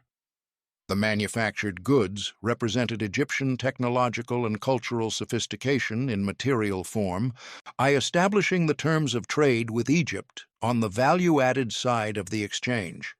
The price that Egypt paid for frankincense was effectively the cost of Egyptian manufactured goods plus transport cost. The price that Egypt could charge for kaifi, the transformed, value-added, theologically supercharged end product, was not constrained by raw material cost at all. It was constrained only by what the consuming world was willing to pay for divine access, and the consuming world, as we have seen, was willing to pay almost anything. Egypt, at the height of its new kingdom power, achieved something close to vertical integration of the aromatic supply chain that was extraordinary for the ancient world. At the production end, the Punt expeditions directly accessed the source of the most valuable raw materials. At the processing stage, Egypt's temple laboratories converted raw resins into finished compound products whose value far exceeded their ingredient cost. At the distribution end, finished aromatic products were distributed by the Egyptian state as controlled gifts, tribute demands, and diplomatic offerings that shaped the political relationships of the entire ancient Near East. From Punt to the temple laboratory to the diplomatic gift chest, Egypt controlled the entire chain. The kingdoms of the Levant were dependent on Egyptian aromatic products for the conduct of their religious ceremonies. The formulas were secret. The finished products could only be obtained from Egypt. This created a monopsony at the production end. Egypt, as effectively the single large buyer, are able to dictate prices from Punt's traders, and a monopoly at the consumption end. Egypt sat at the peak of the value chain on both sides, but Egyptian perfume and aromatic products were not commodities. They were branded luxury goods with enormous cultural loading. Their value derived not just from their chemical properties, but from their Egyptian origin, their divine association, their proven effectiveness in ritual contexts that their consumers could not replicate independently. Egypt had, through 3,000 years of religious authority and craft excellence, made in Egypt into the most powerful brand in the ancient world. The control of the Red Sea trade route was not simply a matter of having ships in the water. It required the maintenance of a complex network of support infrastructure along the route: watering stations, and provisioning points, sheltered anchorages where storm-damaged vessels could be repaired. The Egyptian state invested systematically in this infrastructure over the course of the New Kingdom period. The fortified posts at the key points along the Red Sea coast, sites that combined military garrison, watering point, and commercial entrepot, were the physical expression of Egypt's claim to Red Sea sovereignty. Control of the water supply in the water-scarce environment of the Red Sea coast was itself a form of control over maritime traffic. Ships that could not reliably water at Egyptian-controlled points along the route were ships that could not safely make the full journey. By controlling the water points, Egypt effectively controlled who could use the route. The political relationship between Egypt and the intermediate traders who operated the incense road through the Arabian Peninsula deserves particular attention, because it illustrates the complexity of Egypt's commercial strategy. Egypt could not simply control the overland incense road through military power. The Arabian Peninsula was far beyond the effective reach of Egyptian armies, and the nomadic tribal confederations that controlled specific sections of the route were not the kind of political entities that responded to the kind of coercive diplomacy that worked on the settled kingdoms of the Levant. Instead, Egypt used a combination of commercial incentives and cultural prestige to maintain its preferential position on the overland route. Egyptian luxury goods, glass, linen, bronze, and finished aromatic compounds were highly valued throughout the Arabian trade networks. Egyptian cultural authority and the prestige of Egyptian-origin goods gave Egyptian merchants and Egyptian-aligned traders specific advantages in the bargaining systems of the intermediate route. The documented decline of Egyptian aromatic dominance in the first millennium BC offers important lessons about the structural vulnerabilities of commercially based imperial power. The rise of the Nabatean kingdom, centered at Petra in what is today Jordan, as the dominant power on the overland incense road from the 4th century BC onward, represented a fundamental challenge to Egypt's position. The Nabateans were not militarily superior to Egypt. They were commercially superior. They had developed a network of watering stations across the Negev desert, the most direct route from Arabia to the Mediterranean, that made the desert crossing faster, safer, and more economical than any alternative. By controlling these water points, the Nabateans had essentially replicated on the overland route the same infrastructure-based control that Egypt exercised on the Red Sea maritime route. The genius of their strategy was that they had made themselves indispensable not by military power or political authority, but by solving the practical logistics problems of long-distance desert trade. The specific cargo of the Hatshepsut Punt expedition, as recorded in the Deir el-Bahri reliefs and texts, provides an extraordinary window into the full scope of Egyptian commercial ambition in the early New Kingdom period. Beyond the frankincense trees and aromatic resins that dominate the popular account of the expedition, the cargo included 31 living trees of at least 2 different species, 328 specimens of myrrh in resin form, ebony logs of sizes that required special handling, ivory, gold in multiple forms including dust and worked objects, eye cosmetics including green and black coal, aromatic wood, throwing sticks made from local materials, and a range of living animals including baboons, monkeys, dogs of hunting breeds, and the skins and tails of southern animals. The expedition also brought back people, not as slaves in the conventional sense, but as skilled workers or specialists who chose or were induced to accompany the expedition. The full cargo of the Punt expedition represents the most comprehensive single commercial acquisition in the recorded history of the New Kingdom, and the organization required to transport, accommodate, and distribute it demanded institutional capacity of the highest order. The Punt trade did not end with the New Kingdom period. Although the political context changed dramatically, the collapse of the centralized New Kingdom state around 1070 BC disrupted many of the institutional structures that had organized the Punt expeditions. The fundamental commercial relationship between Egypt and the aromatic source regions of the Horn of Africa and southern Arabia persisted throughout the first millennium BC and into the Ptolemaic period. The Ptolemaic kings, the Greek dynasty that governed Egypt from 305 to 30 BC, actively maintained and expanded Egypt's Red Sea commercial infrastructure, building new ports, commissioning new surveys of the Red Sea coast, and establishing commercial relationships with the Sabaean and Minoan kingdoms of southern Arabia that gave Egypt continued preferential access to aromatic materials.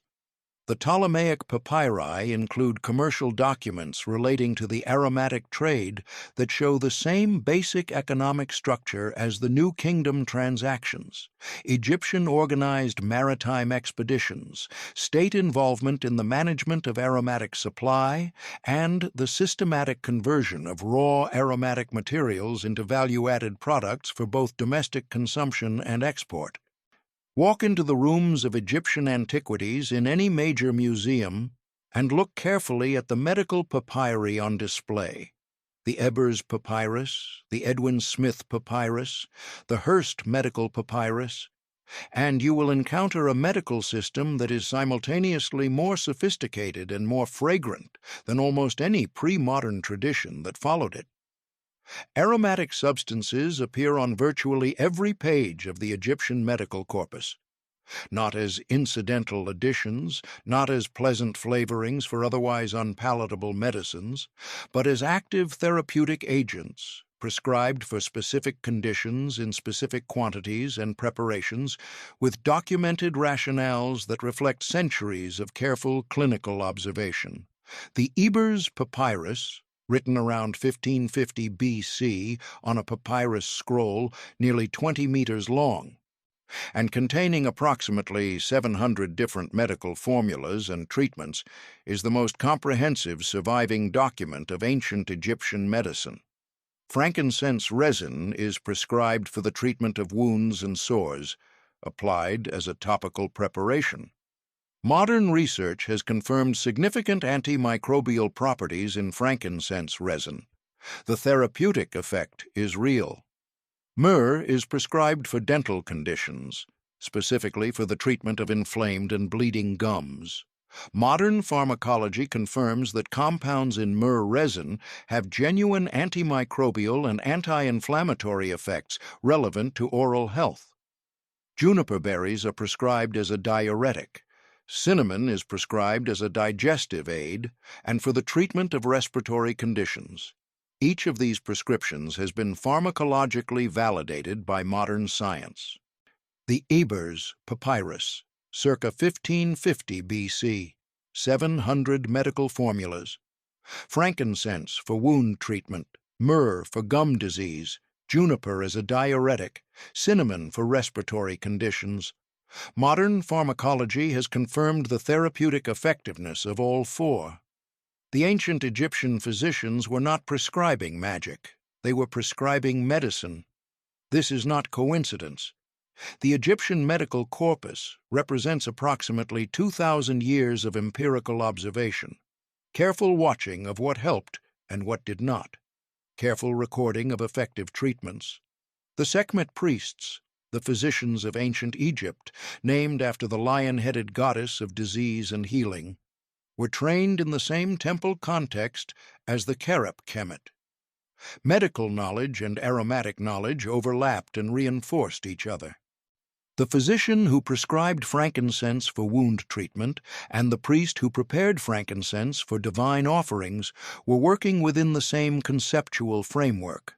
Aromatic substances as active agents, capable of producing specific effects in the body and the environment around it. The Egyptian approach to aromatic medicine extended into one of the most sophisticated preservative technologies in the ancient world, the art of embalming. The full mummification procedure involved multiple stages of aromatic application. The body was packed with natron to desiccate it. The internal organs were preserved separately in canopic jars filled with aromatic oil. The body cavity was packed with dry myrrh, cassia, and other aromatic materials. The skin was anointed with multiple applications of aromatic oil. The cedar oil used in royal embalming was not simply a preservative.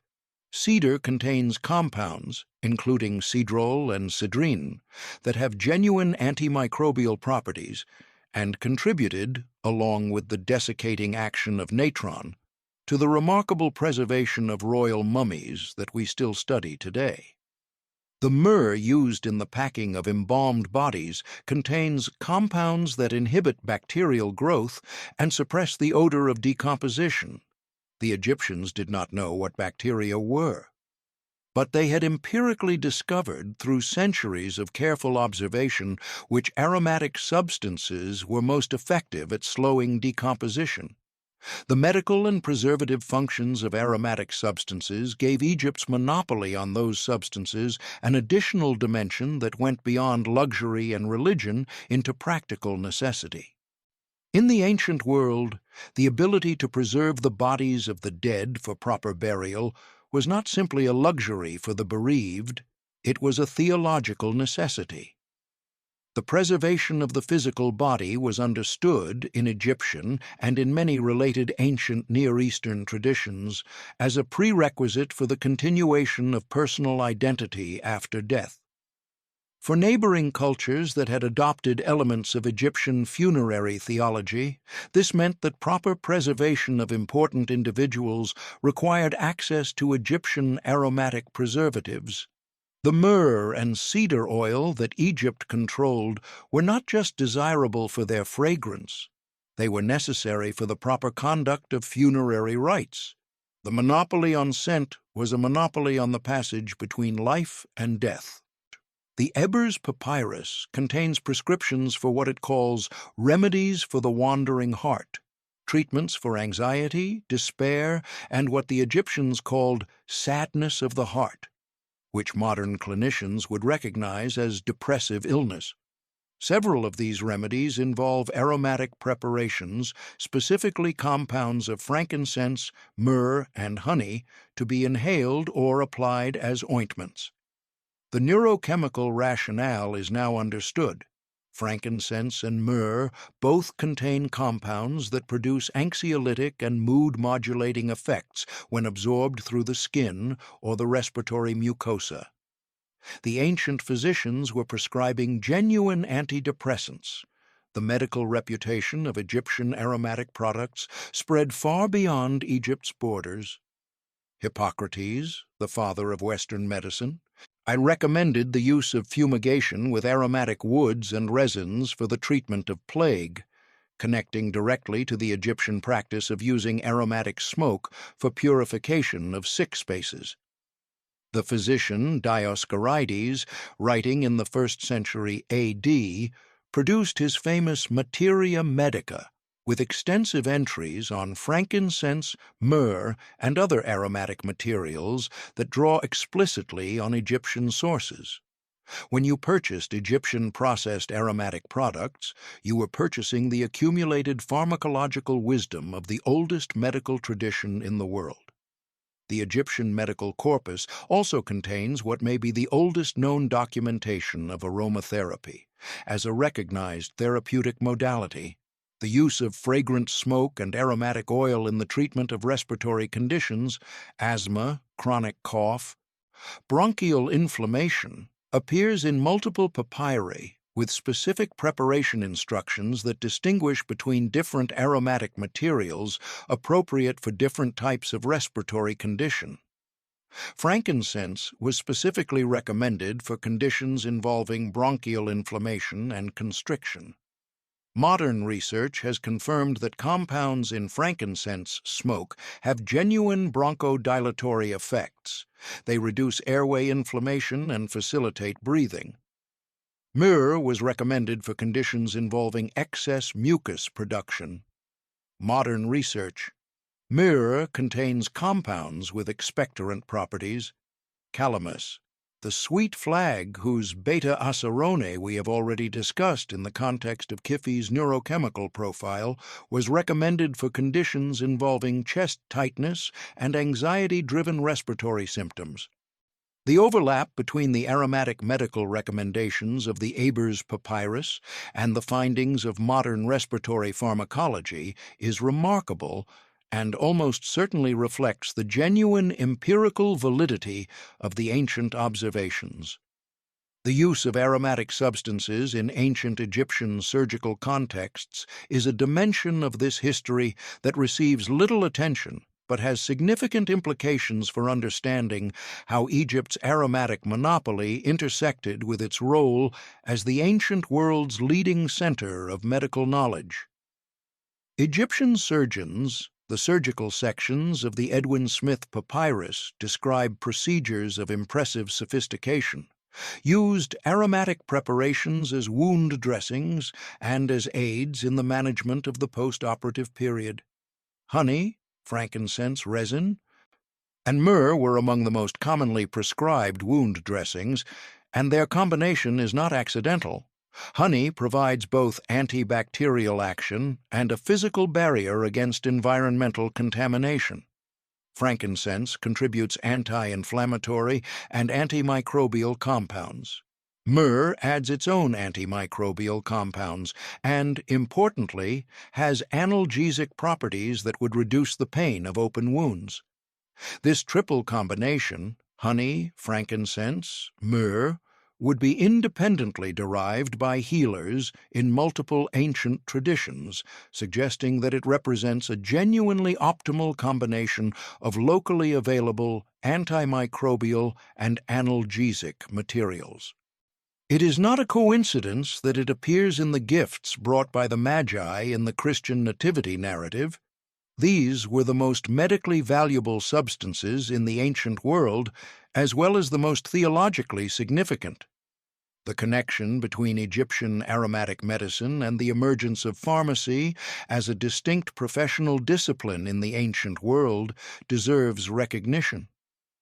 The temple pharmacies of ancient Egypt, the sections of the Pr Ankt devoted to medicinal rather than religious aromatic preparations, were among the first institutions in history where the systematic preparation of medicines was conducted by trained specialists under consistent quality control. The Egyptian Perfume, the House of Life associated with each major temple, functioned simultaneously as library, medical school, pharmacy, and research institution. The knowledge of medicinal plants and aromatic preparations accumulated in the Perfume formed the foundational text base from which Greek pharmacology, and through it Arab and then European pharmacy, developed. When Dioscorides compiled his Materia Medica in the 1st century A.D., the text that formed the basis of European pharmacy for 15 centuries, he was systematizing a tradition that had its roots in the temple pharmacies of the Nile. The intersection of Egyptian aromatic medicine with the emerging tradition of Greek medicine in the period from the 7th to the 4th centuries B.C. produced some of the most significant cross-cultural medical syntheses in the ancient world. Greek physicians who studied in Egypt, and the tradition of Greek medical education in Egypt was well established by the 6th century B.C., centered on the great temple medical schools of Sais and Memphis, absorbed not just specific therapeutic prescriptions, but entire frameworks for thinking about the relationship between aromatic substances and bodily health. The Greek concept of miasma, the idea that foul smells could transmit disease and that pleasant aromatic smells could prevent it, is directly descended from the Egyptian aromatic medicine tradition. The specific practices of aromatic fumigation for the treatment and prevention of epidemic disease, which appear in multiple Greek medical texts, including the Hippocratic corpus, draw directly on Egyptian precedents. The quarantine aromatics that were burned in spaces occupied by the sick to prevent the spread of disease to the healthy, documented in both Egyptian medical papyri and Greek medical texts with remarkable consistency, represent one of the most direct lines of therapeutic knowledge transmission between the two medical traditions. The long-term consequences of Egypt's aromatic medicine tradition for the development of pharmaceutical chemistry in the Islamic world, and through it in Europe, are more profound than standard histories of medicine typically acknowledge. When the great Arab physicians and chemists of the 8th through 13th centuries A.D., Ibn Sina, al-Razi, al-Biruni, developed their pharmacological systems, they were working with a textual tradition that included, in Arabic translation, the Greek medical texts that had themselves drawn extensively on Egyptian sources. The aromatic pharmacopoeia of the ancient Egyptians thus flowed, in attenuated and transformed form, through the Greek medical tradition into the Arab medical tradition, and from there into the European pharmacopoeia that dominated Western medicine until the 19th century. The specific aromatic preparations prescribed in early modern European medicine, the rose waters, the aromatic vinegars, the distilled herb waters that appear in medieval and Renaissance medical texts, are distant descendants of the Egyptian aromatic medicine tradition, mediated through multiple layers of cultural transmission but retaining recognizable connections to their ancient source. The specific antimicrobial properties of the major aromatic substances used in Egyptian medicine have been systematically documented in modern laboratory studies with results that consistently support the therapeutic applications described in the ancient medical papyri.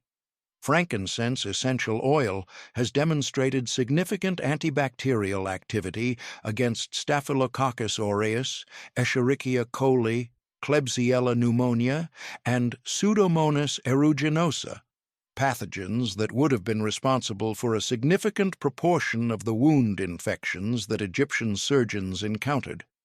Myrrh oil has demonstrated broad-spectrum antibacterial and antifungal activity, along with significant anti-inflammatory effects that reduce the tissue damage associated with infection.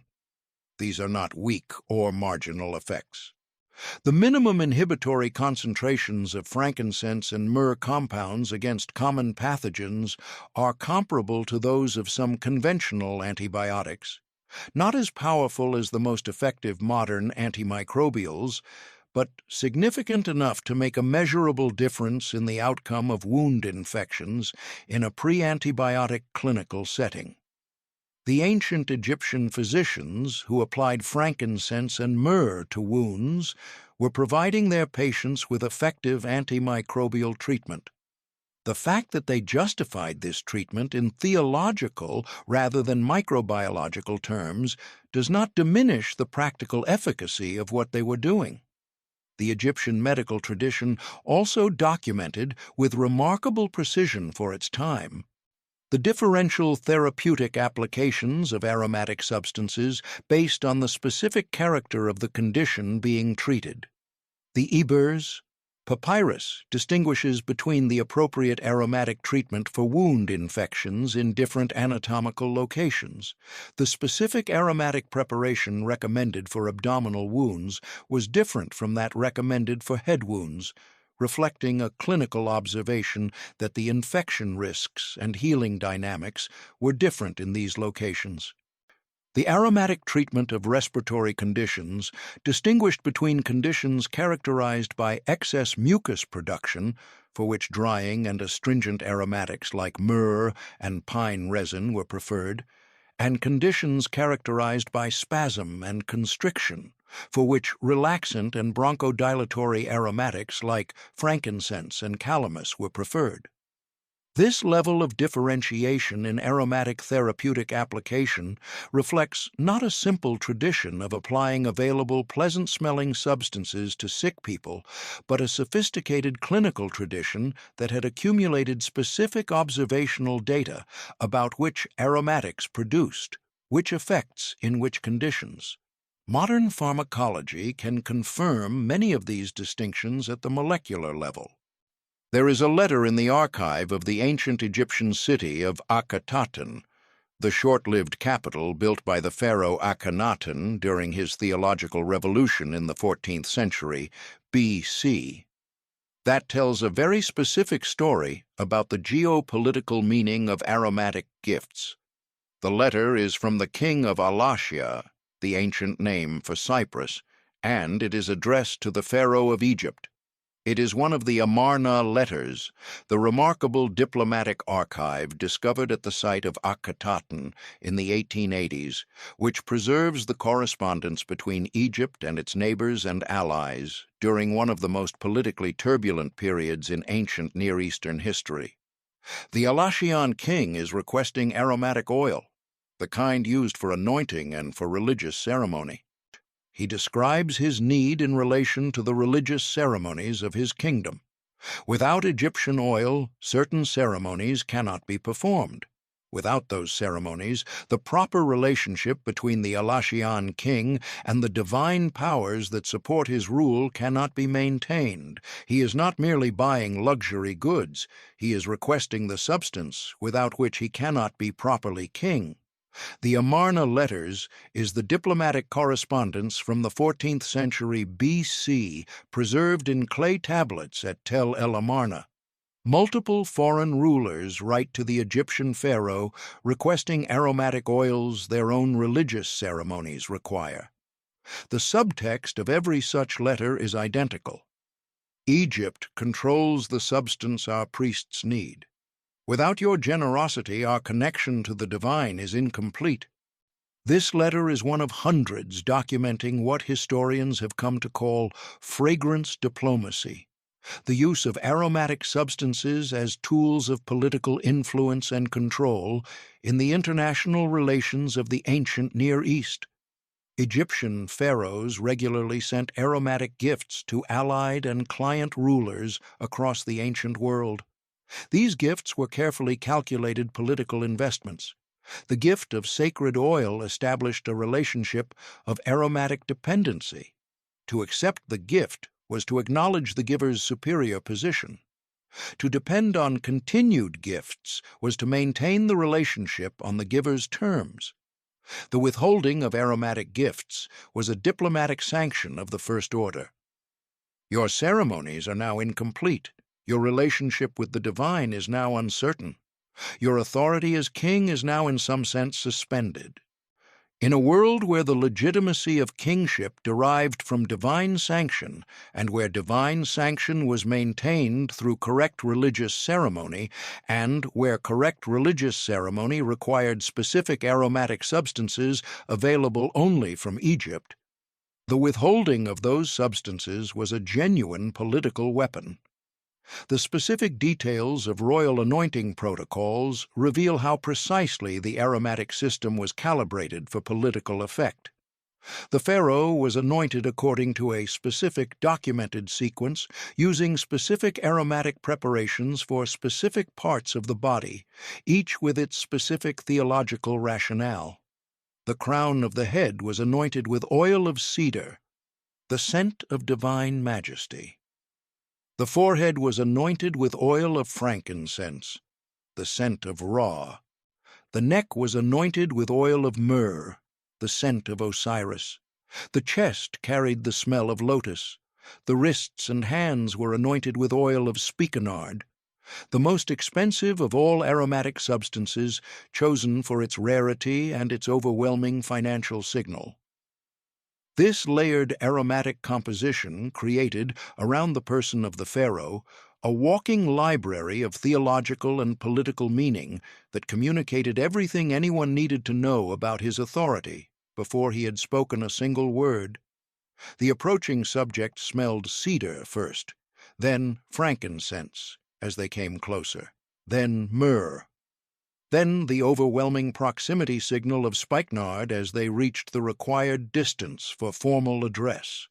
The aromatic profile of the pharaoh's body was a gradient of approach, each scent marking a specific stage of the formal encounter. The body made the hierarchy sensory. By the time your cortex had registered, "This smells of specific aromatic substances," Your emotional brain had already responded. The pharaoh's authority was, in a measurable neurochemical sense, not simply asserted, it was induced.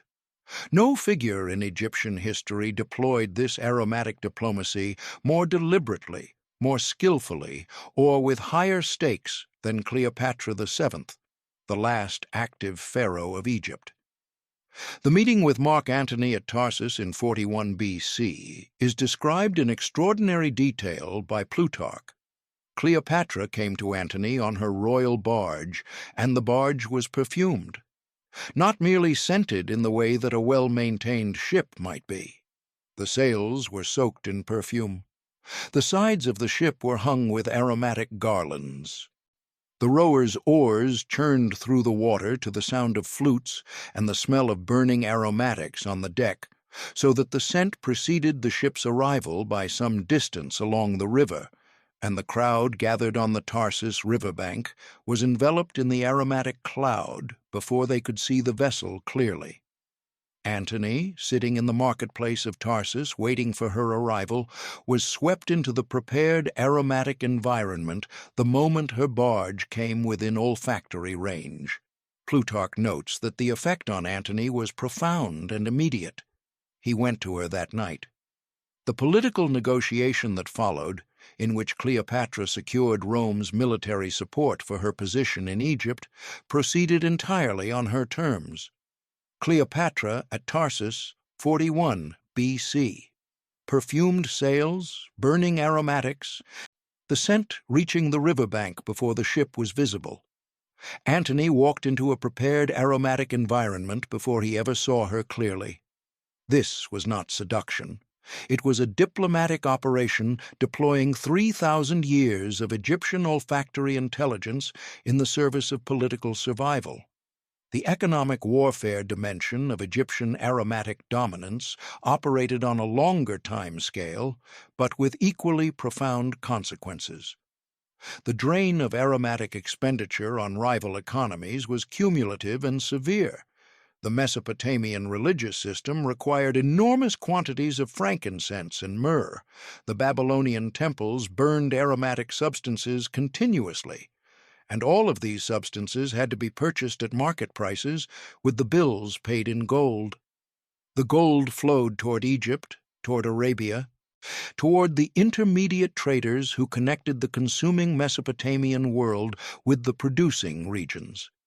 Year after year, decade after decade, century after century, the aromatic expenditure was a slow, relentless drain on Mesopotamian gold reserves.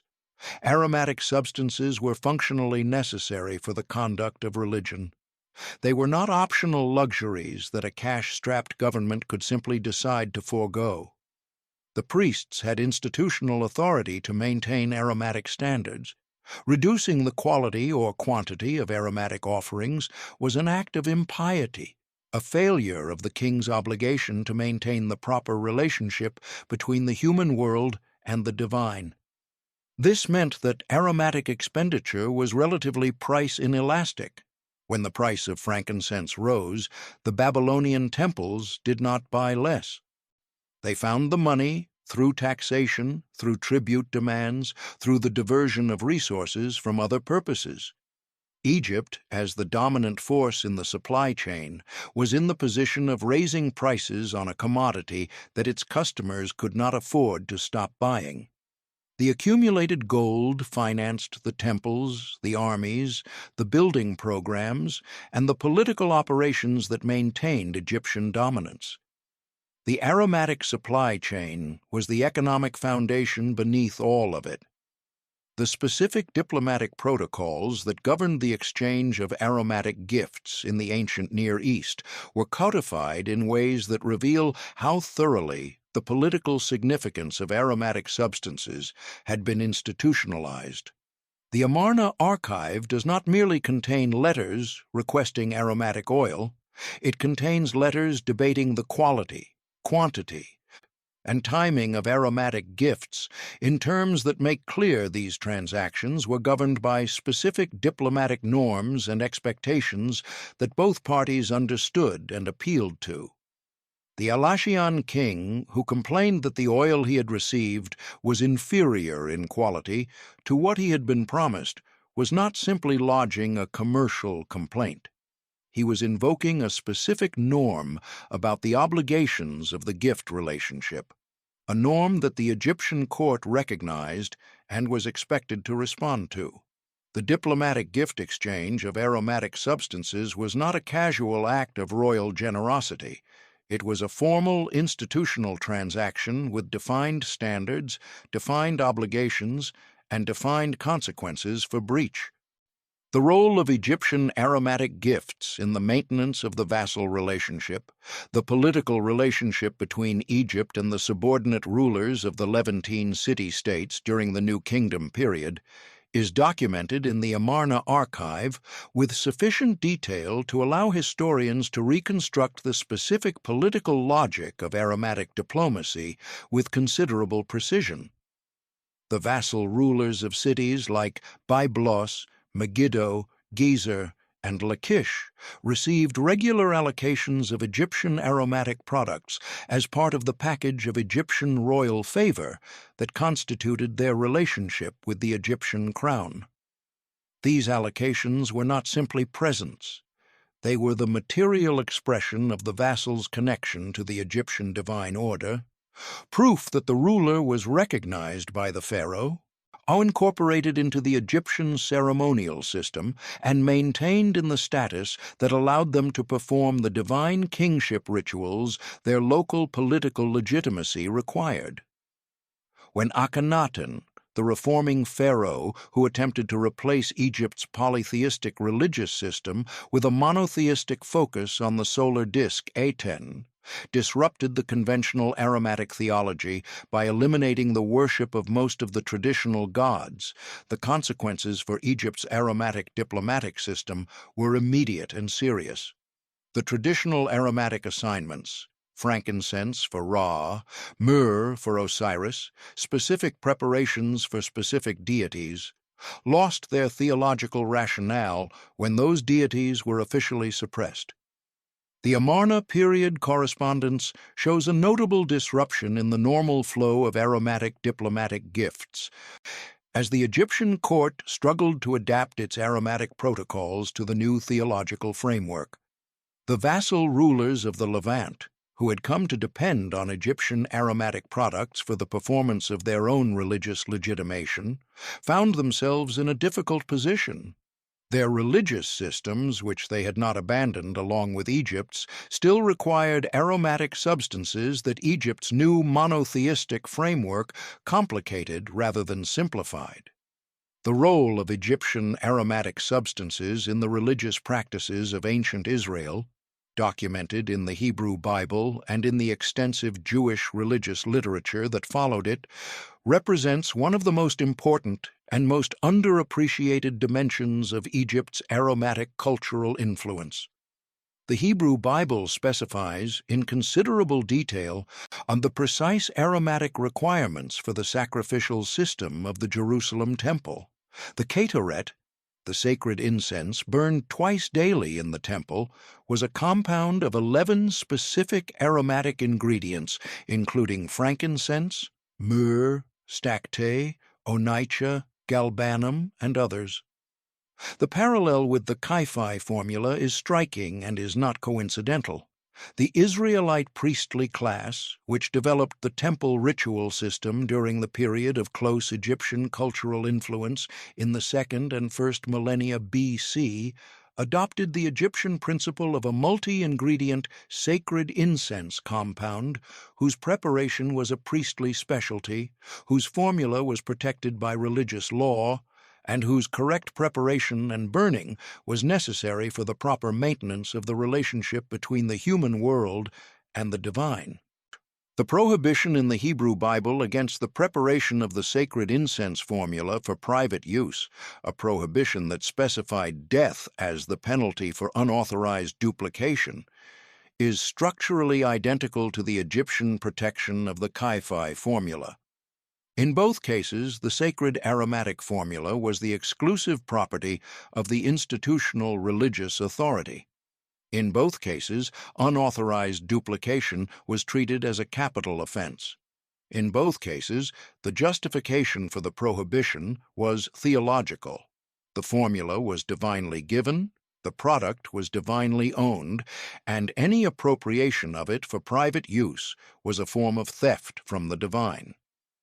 The Egyptian state secret and the biblical religious law were based on the same underlying logic.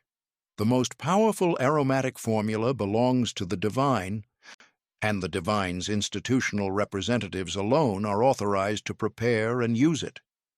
The commercial monopoly and the religious prohibition were, in both cases, one and the same thing.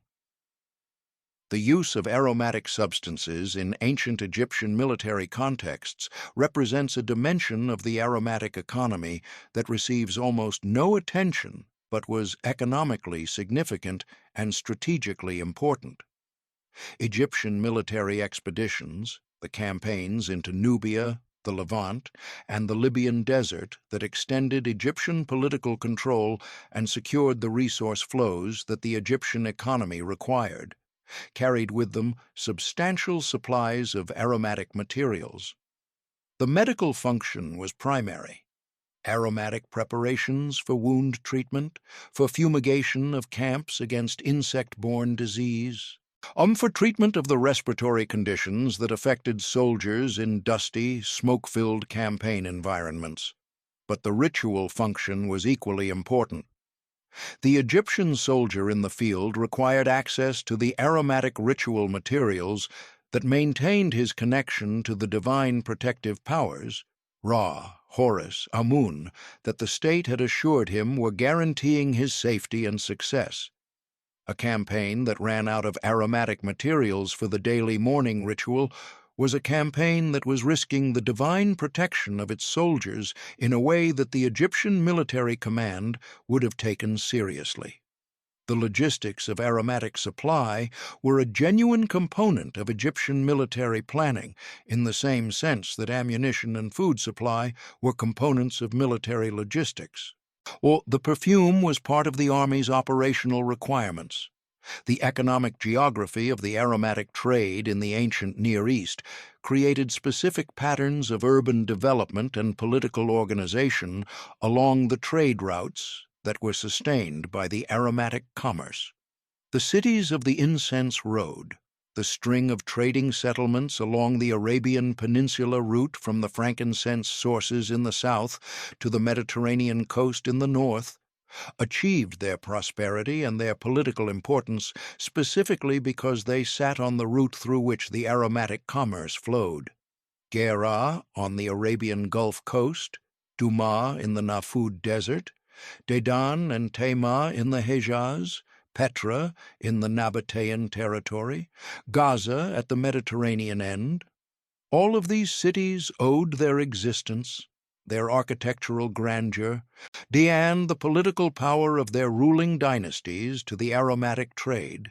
The architecture of Petra, the elaborate rock-cut facades, the monumental temple complexes, the sophisticated hydraulic engineering, was financed by the markup on frankincense and myrrh in transit through Nabatean territory. When the Roman Emperor Trajan annexed the Nabatean kingdom in 106 AD and incorporated it into the Roman province of Arabia Petraea, one of his primary motivations was the diversion of incense road revenues from the Nabatean treasury to the Roman one. The aromatic trade had created the wealth that made Petra worth conquering and had structured the political geography of the entire region around its requirements.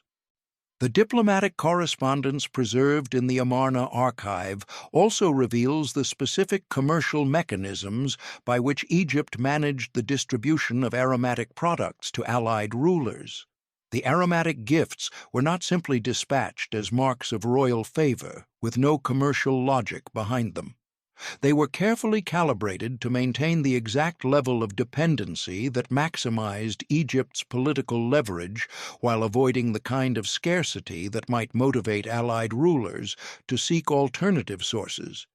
An ally who was given more than enough aromatic oil for his immediate religious requirements had no incentive to maintain the relationship. An ally who was given too little would be motivated to look elsewhere. The Egyptian diplomatic record suggests a sophisticated management of this balance, a system in which the quantity and quality of aromatic allocations were adjusted in response to political behavior, creating a dynamic incentive structure that rewarded compliance with Egyptian preferences and penalized deviation from them without ever reducing the relationship to simple coercion. This is, in the language of modern political science, a sophisticated application of soft power through the management of resource dependency. The Egyptians were doing behavioral economics with frankincense and myrrh. In 1922, the year Howard Carter opened the tomb of Tutankhamun, he found something that has received far less attention than the golden objects that dominate the popular imagination. He found the perfumes. Several alabaster vessels, unsealed when placed in the tomb more than 3,000 years earlier, still contained traces of aromatic oil and resin. When the seals were broken and the contents analyzed, the aromatic compounds were still identifiable. Still, after 3,000 years sealed in the dry dark of a stone chamber, releasing their fragrance into the air of the Valley of the Kings, the dead pharaoh had taken his perfumes to eternity, and they had waited for him there, patient in their alabaster vessels, for 32 centuries. The transition from ancient Egyptian perfumery to the modern fragrance industry is a story of transmission through multiple civilizations and multiple technological revolutions. But the fundamental principles, the branding of scent as a luxury marker, the use of aromatic substances to project social status and authority, and the combination of functional benefit and symbolic meaning that makes a fragrance worth many times more than its component chemicals, all of these were established by the Egyptians, passed on to the Greeks and Romans, transmitted through the Arab perfumers of the medieval world, and ultimately institutionalized in the European luxury goods industry that became the ancestor of the modern fragrance market. The Greeks acquired their aromatic knowledge primarily through Egypt. The word perfume itself comes from the Latin perfumum, through smoke, reflecting the oldest and most universal method of releasing aromatic compounds, burning them. This is the Egyptian method, the Punt method, the Kaifi method. True distillation was developed primarily by Arab alchemists in the early medieval period. Jabir ibn Hayyan, the 8th century Arab alchemist, developed practical distillation apparatus that allowed aromatic essential oils to be isolated with far greater purity and concentration than any earlier method permitted. This knowledge passed from Arab chemistry into European alchemy, and by the Renaissance period, European perfumers were applying it to the production of aromatic compounds for both medicinal and cosmetic purposes. Catherine de' Medici, who became Queen of France in 1547, brought with her from Florence a personal perfumer named René le Florentin, who established himself in Paris, and is credited with introducing to the French court sophisticated aromatic techniques developed by Italian perfumers who had absorbed Arab alchemical knowledge. This is the moment at which Paris begins its long history as the capital of the global fragrance industry. Grasse, in southern France, became the center of European fragrance production from the 17th century onward, a geographic specialization that reflected both the abundance of aromatic flowers in the Provençal climate and the accumulated craft knowledge of perfumers who had developed their skills over generations.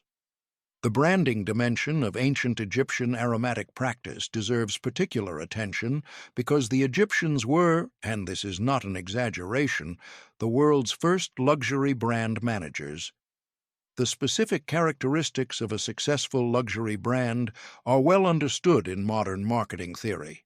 Genuine quality or craftsmanship as the foundation, extreme scarcity that limits access, heritage narrative that gives the product historical depth and authority, aspirational association with elevated social status, prestige pricing that signals exclusivity, and controlled distribution that prevents the brand from being democratized out of its premium position. Ancient Egypt checked every one of these boxes. Genuine quality. Egyptian aromatic compounds were genuinely superior to anything competitors could produce. Extreme scarcity. Frankincense and myrrh were genuinely rare and could not be sourced independently. Heritage narrative. Egypt's 3,000-year association with the divine was the most powerful heritage narrative in the ancient world. Aspirational association. Using Egyptian perfume associated you with the pharaoh, with the gods, with the most sophisticated civilization on earth. Prestige pricing. Egyptian aromatic products commanded prices that only the very wealthy could afford. Controlled distribution. The state management of aromatic production meant that supply to foreign markets was controlled by political decision, not market demand. Chanel, with its carefully maintained heritage, its intentional production limits, its prestige pricing, and its extraordinary quality, is running the same playbook. LVMH's entire luxury goods strategy, at its most fundamental level, is Egyptian. The modern luxury fragrance industry is worth $52 billion annually. Wild Oud Heartwood can exceed $100,000 per kilogram. Rose Absolute from Grasse requires 5 metric tons of petals per kilogram. Spikenard, a Kefi ingredient from 3,000 years ago, appears in high-end niche perfumes today. The Egyptian model of genuine scarcity, plus proprietary knowledge, plus heritage branding, plus prestige pricing, has been running continuously for 5,000 years. The modern niche perfumery movement is a direct structural replica of the ancient Egyptian aromatic model. Houses like Amouej, founded in Oman and explicitly drawing on the ancient aromatic heritage of the frankincense-producing regions, share the specific business logic that Egypt pioneered. Genuinely rare and expensive natural ingredients, deliberately limited distribution, communities of serious buyers who value depth and complexity, and prices that signal membership in a select group. Amouaj's explicit connection to the ancient frankincense heritage of Oman, its use of Boswellia sacra resin from the same region that supplied the ancient Egyptian temples, is perhaps the most direct living connection between the modern luxury fragrance industry and the ancient aromatic economy. The neuroscience of scent marketing, the application of olfactory science to commercial environments, represents the most explicit modern acknowledgement of what the ancient Egyptians understood empirically and deployed systematically. The foundational insight is extensively documented. The human olfactory system processes aromatic signals differently from any other sensory information. Aromatic information takes a direct route from the olfactory bulb to the piriform cortex and the amygdala, the emotional processing center, and to the hippocampus, the memory center. The emotional response to a smell is faster than the conscious awareness of what is causing it. Retailers that introduce pleasant aromatic environments report increased dwell time, increased purchase rates, and increased customer satisfaction scores. Luxury environments use specific aromatic profiles that match the visual and material aesthetic of the brand. This is Kaifi in the service of commercial environments rather than royal audiences. The mechanism is identical. The institution has changed. The technique persists. Several major luxury brands have begun commissioning analysis of ancient aromatic formulas using gas chromatography and mass spectrometry techniques to attempt to reconstruct the exact chemical compositions of historical fragrances and produce modern versions of them. Kefi itself has been the object of multiple reconstruction attempts by perfumers and historians working from the temple inscriptions. The results are, by all accounts, extraordinary.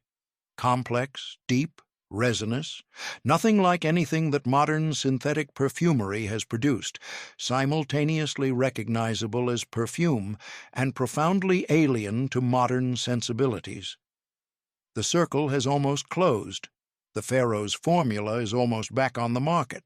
Almost, because the temple laboratories of Edfu and Philae have been silent for 2,000 years, and the priests who held the process, knowledge in their minds and their hands, are long gone.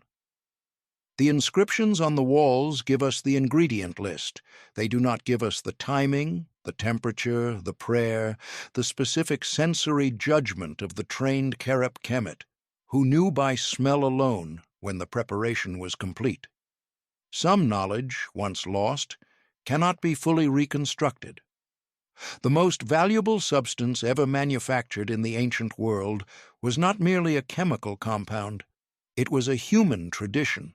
3,000 years of accumulated knowledge, transmitted from hand to hand and mind to mind. The secret of Kefi is still, in its fullest sense, a secret. The specific moment in which the word perfume first appears in European records as a reference to a personal fragrance product, rather than an aromatic smoke offering, marks an important transition in the cultural meaning of fragrance that has its roots in the Egyptian tradition. The Latin perfumum, through smoke, originally described the same practice as the Egyptian senecher, the use of burning aromatic materials to create a scented environment or to make an offering to the gods. The transition from a description of incense burning to a description of personal fragrance, the specific use of aromatic preparations applied to the body rather than burned in a ritual setting, reflects the long cultural journey from temple to toilet. But even in this most personal application, the Egyptian theological logic persists. You perfume yourself because you want to be like a god. You choose an expensive, rare fragrance because you want others to associate you with the divine. The theology has been secularized. The desire has not changed. The role of Islamic culture in transmitting and transforming the Egyptian aromatic heritage deserves more attention than it typically receives in Western histories of perfumery. The Arab world was not merely a passive transmitter of Egyptian aromatic knowledge from ancient to modern times. It was an active developer and transformer of that tradition. Arab chemists and physicians of the 8th through 13th centuries A.D. developed the distillation technology that transformed the pharmacology of aromatic substances. These Arab traders maintained and expanded the trade routes that connected the aromatic source regions of the Indian Ocean world to the consuming markets of the Mediterranean and beyond. Arab perfumers developed the philosophical and aesthetic frameworks of aromatic practice that produced a tradition of personal fragrance of extraordinary sophistication. The classical Arabic concept of oud as the highest expression of personal fragrance, the most intense, most complex, most difficult to produce, most expensive aromatic material as the apex of personal luxury, is a direct extension of the Egyptian theological framework in which the most rare and costly aromatic substances express the highest degree of proximity to the divine. The modern concept of a signature scent, the idea that a specific fragrance can be uniquely associated with a specific individual, becoming part of their identity and their social brand, is Egyptian in its origins.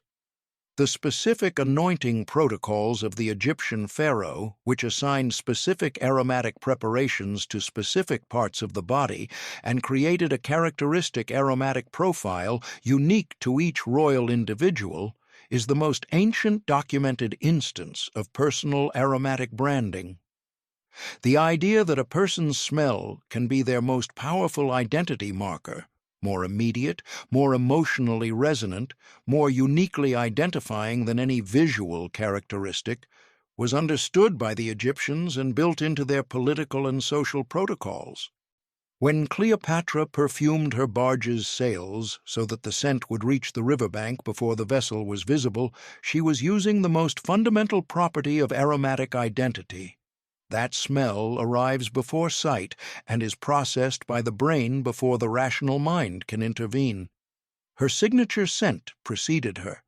It announced her. It prepared the emotional ground for everything that followed. The systematic scientific reconstruction of ancient Egyptian aromatic formulas using modern analytical chemistry has produced results that have surprised even experienced perfumers and aromatherapists. The key finding is not that the ancient formulas smell like modern fragrances.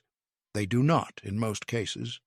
The finding is that they smell like nothing that modern perfumery has independently produced. The Ki-Fi reconstruction attempts have consistently produced aromatic compounds of extraordinary depth, complexity, and what perfumers describe as weight, a quality of aromatic density and longevity that modern synthetic fragrances achieve only imperfectly and at great expense. The specific quality of ancient aromatic compounds derives from several factors that modern perfumery has difficulty replicating. The extended maceration times that allow aromatic compounds to interact and develop new chemical entities not present in any single ingredient, the specific chemical transformations produced by the fermentation of the wine and raisin components, and the fixative properties of the bitumen and orris root components that dramatically extend the longevity of the more volatile aromatic elements. Modern perfumers who have worked with Ki-Fi reconstructions consistently describe the experience as historically disorienting.